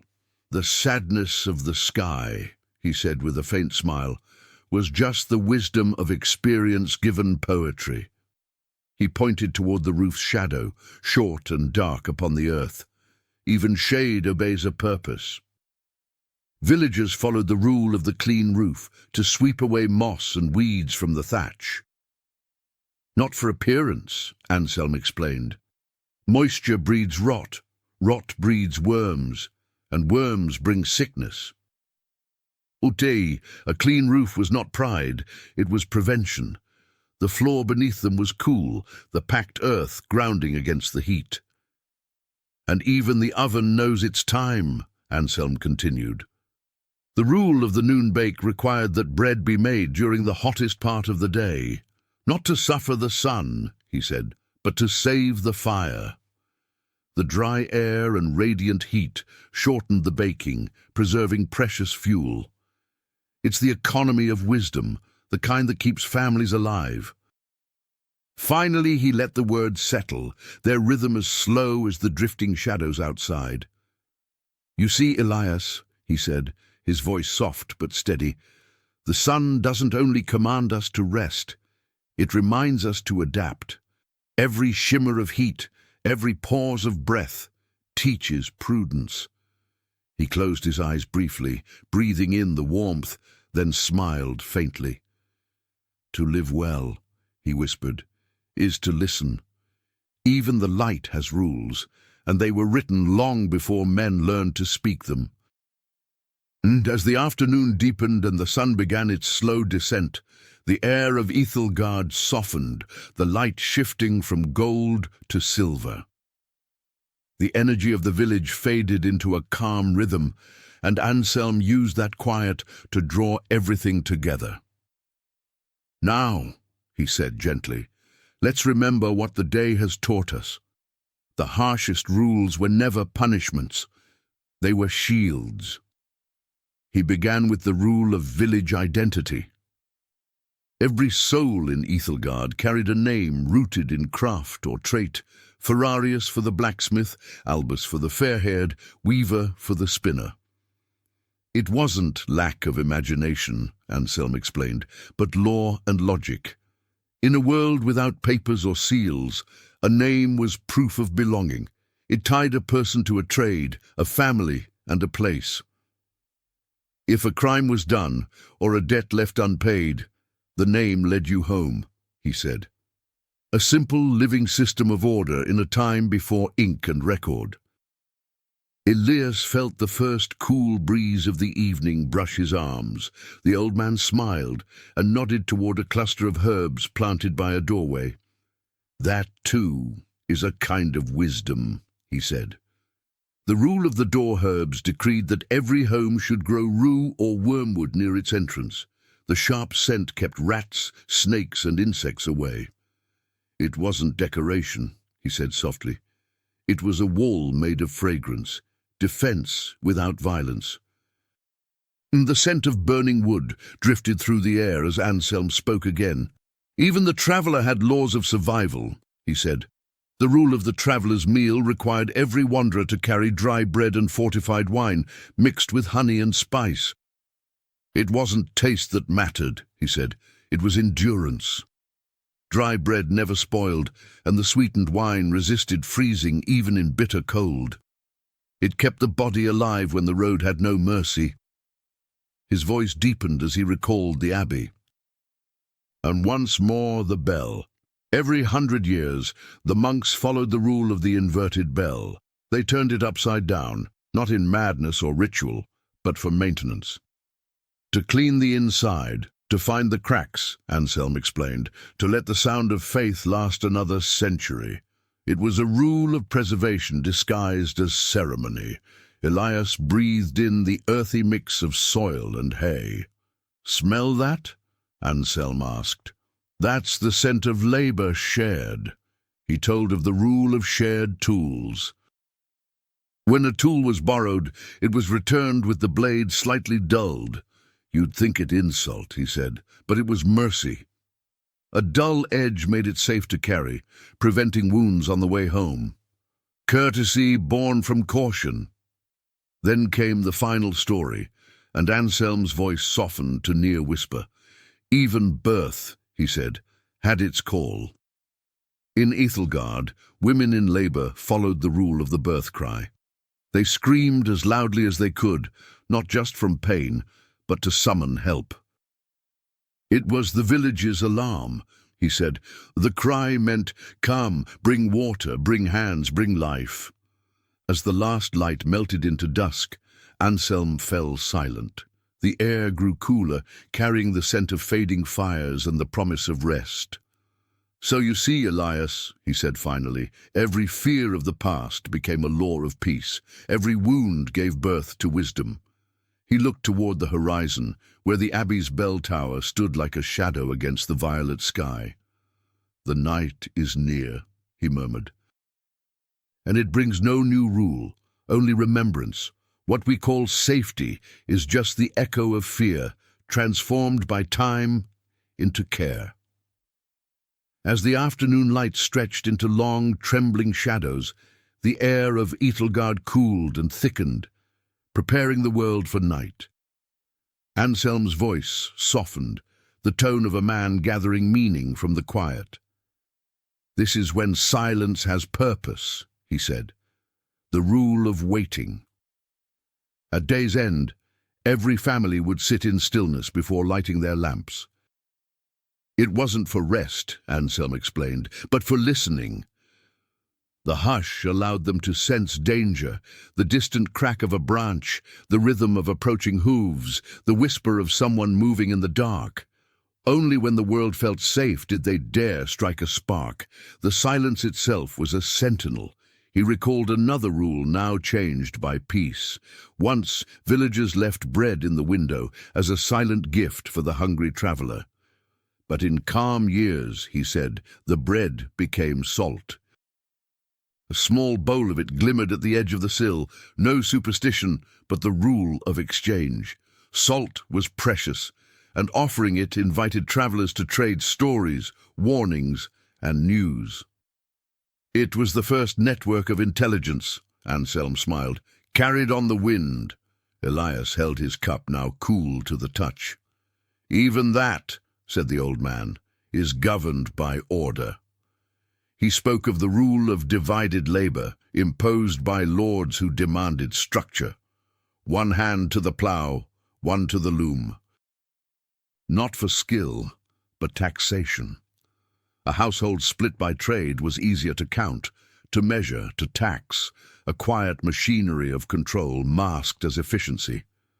Outside, the soft clinking of cattle bells marked the herd's return. "Listen to that," Anselm said. "Each sound tells of thrift." The rule of gathered wool decreed that no tuft left on fences or thorns should be ignored.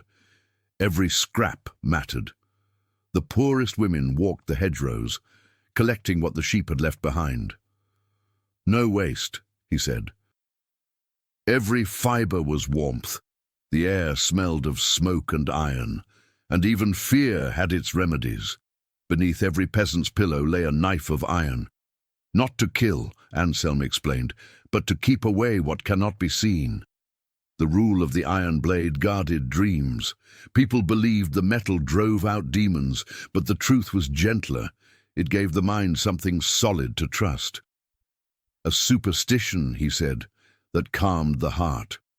He inhaled deeply, noting the moist scent of fresh earth. "See the soil by the door?" he asked. "That's not neglect."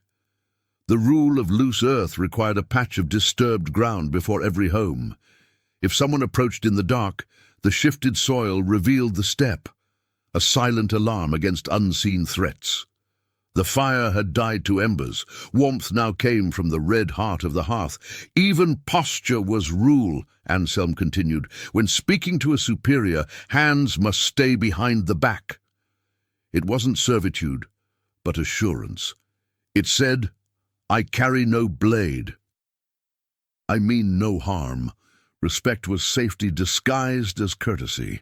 As the world dimmed to indigo, Anselm's words slowed, his rhythm syncing with the calm breathing of the village around them. "Do you feel it now?" he asked. "This peace?"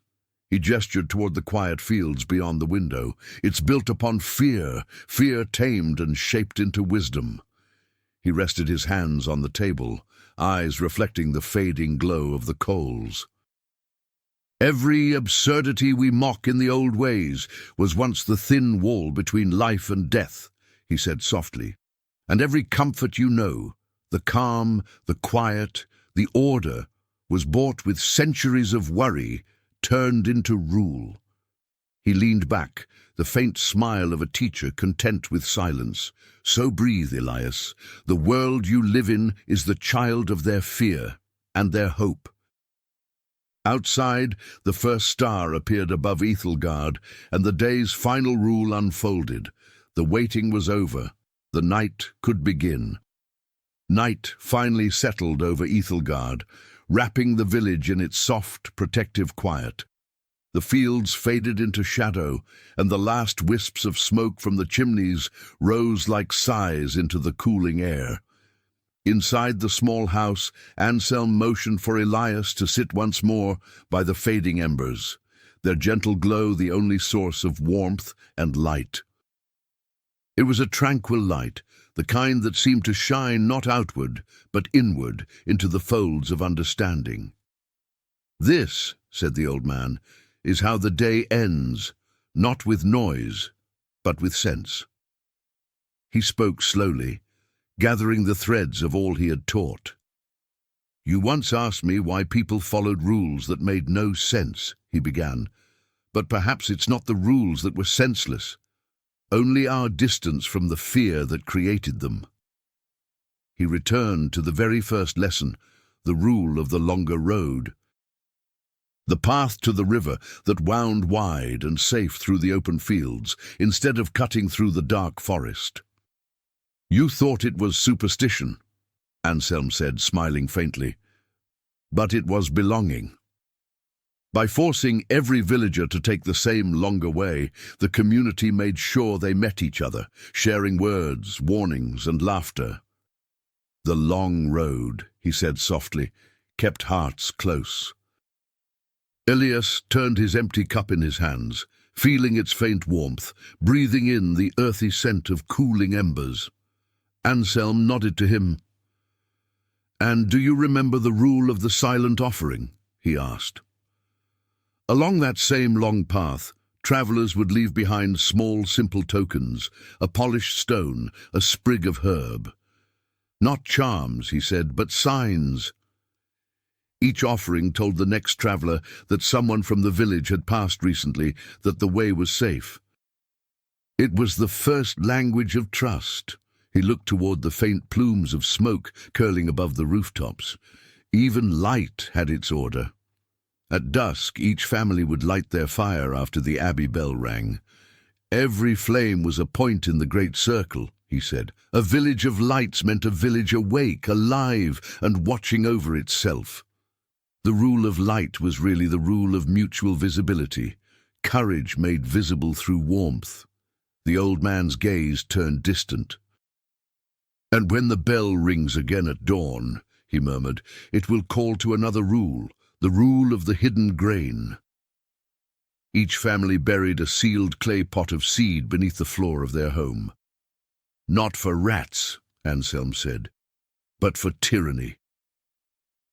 In years when the lords demanded every grain, the earth beneath one's own house guarded the future in silence. It was rebellion disguised as routine, he said softly. Resistance through wisdom. Then, leaning closer to the glow of the coals, he spoke in rhythm, almost like prayer. Life is a river, Elias. The rules are its stones. Without them, the water would lose its course, spreading thin and vanishing into dust. He paused, eyes reflecting the last sparks. The stones may seem to slow the flow, but they give it strength. The room filled with a deep, thoughtful stillness. Even the oldest customs carry meaning, Anselm continued. When our ancestors greeted the sunrise with open hands, it wasn't worship, it was gratitude. It was the soul remembering warmth after the dark. His voice softened into reverence. That gesture still belongs to us. It says, I'm alive again, and I thank the light for returning. He leaned back, letting the quiet breathe between them. Knowledge, he said finally, doesn't destroy obedience. It makes it peaceful. You no longer follow out of fear, but understanding. Elias said nothing, but in the calm rhythm of the night, he understood. The rules of the past no longer felt like burdens, but echoes of care, soft boundaries that had once held chaos at bay. And as the last ember dimmed, the world of Ethelgard rested in perfect stillness, its peace no longer mysterious, but earned. With the hearth reduced to a faint glowing ember and the hush of night resting deep upon Ethelgard, Anselm prepared both his heart and Elias's for the final reflection, the quiet summit of their long evening of thought. The old man's voice was softer now, carrying the warmth of closure. Every rule you see around you, he said, from how you hold a hammer to how you greet a buyer, is just an old rule, reshaped by time's convenience. He leaned closer to the dim light and began the final metaphor. Life, he murmured, is a spider's web spun in the open field. Each rule is a single thread, linking one fragile point to another. The wind of modernity will always try to tear it apart, but the strongest threads, the ones born from hunger, cold, and fear, endure. They keep the web whole, and because of them, life holds together. Elias felt a stillness settle in his chest, a sense of peace and natural completion. The scent of peat smoke drifted through the air, earthy and familiar. Anselm smiled faintly. Even centuries from now, he said, people will make rules that seem absurd to those who've forgotten the dangers that birthed them. The difference is that now you hold the key. Every custom, every habit, every tradition, you can trace them all back to the same roots: fear, scarcity, and the human need to stand together. He turned his gaze to the floor, where the last shadows trembled. Consider the rule of divided remnants, he continued. When a farmer shared what little was left of his harvest with his neighbors, it wasn't charity. It was a quiet pact. In giving, he earned the right to receive when misfortune came for him. It was a rule of survival disguised as kindness, a web of mutual promise. Outside, the wind softened to a tender whisper. And there were warning knots, Anselm added. A traveller would tie one in his handkerchief before entering dangerous ground. You thought it was to remember something, he said gently, but the knot spoke to thieves. I carry nothing of value. It was a language of mercy, silent, but understood. He motioned for Elias to press his bare feet against the packed earth floor. Feel that? He asked. Even the land had its laws. The rule of resting soil required every farmer to leave a patch unplanted for a year. Not laziness, wisdom. The earth, like us, must breathe. It was a rule of renewal long before we had a word for sustainability. The night seemed to lean in, waiting for his last words. All of Ethelgard, Anselm said softly, rests upon a single hidden law, the rule of survival disguised. Every gesture, every custom, every strange superstition was made not to control, but to endure. This village is living proof that the ancestors' wisdom still breathes in every movement we make. From his pocket, the old man drew a small, polished stone, cool and smooth, and placed it gently into Elias's palm. "Keep this," he said. "It's the past, resting in your hands. And when you find yourself bound by a rule you don't understand, touch it. Remember, somewhere in time that rule saved a life or prevented a famine. Peace comes from understanding where things begin." Anselm's eyes softened with a calm that reached beyond words. "Now," he said, "carry that peace into tomorrow. Look at your own habits not as burdens, but as stories, echoes of those who tried to make life safer, kinder, more certain." He rose slowly, letting the silence stretch, a silence as old as the fields outside. Then, with the warmth of a smile meant for the listener beyond the story, he whispered, "Until tomorrow, I'll be waiting for you, right here, between history and dream, like the fires of Ethelgard. I'll still be burning softly. So rest now, traveler. Like, subscribe, and sleep well, for the night is kind to those who understand."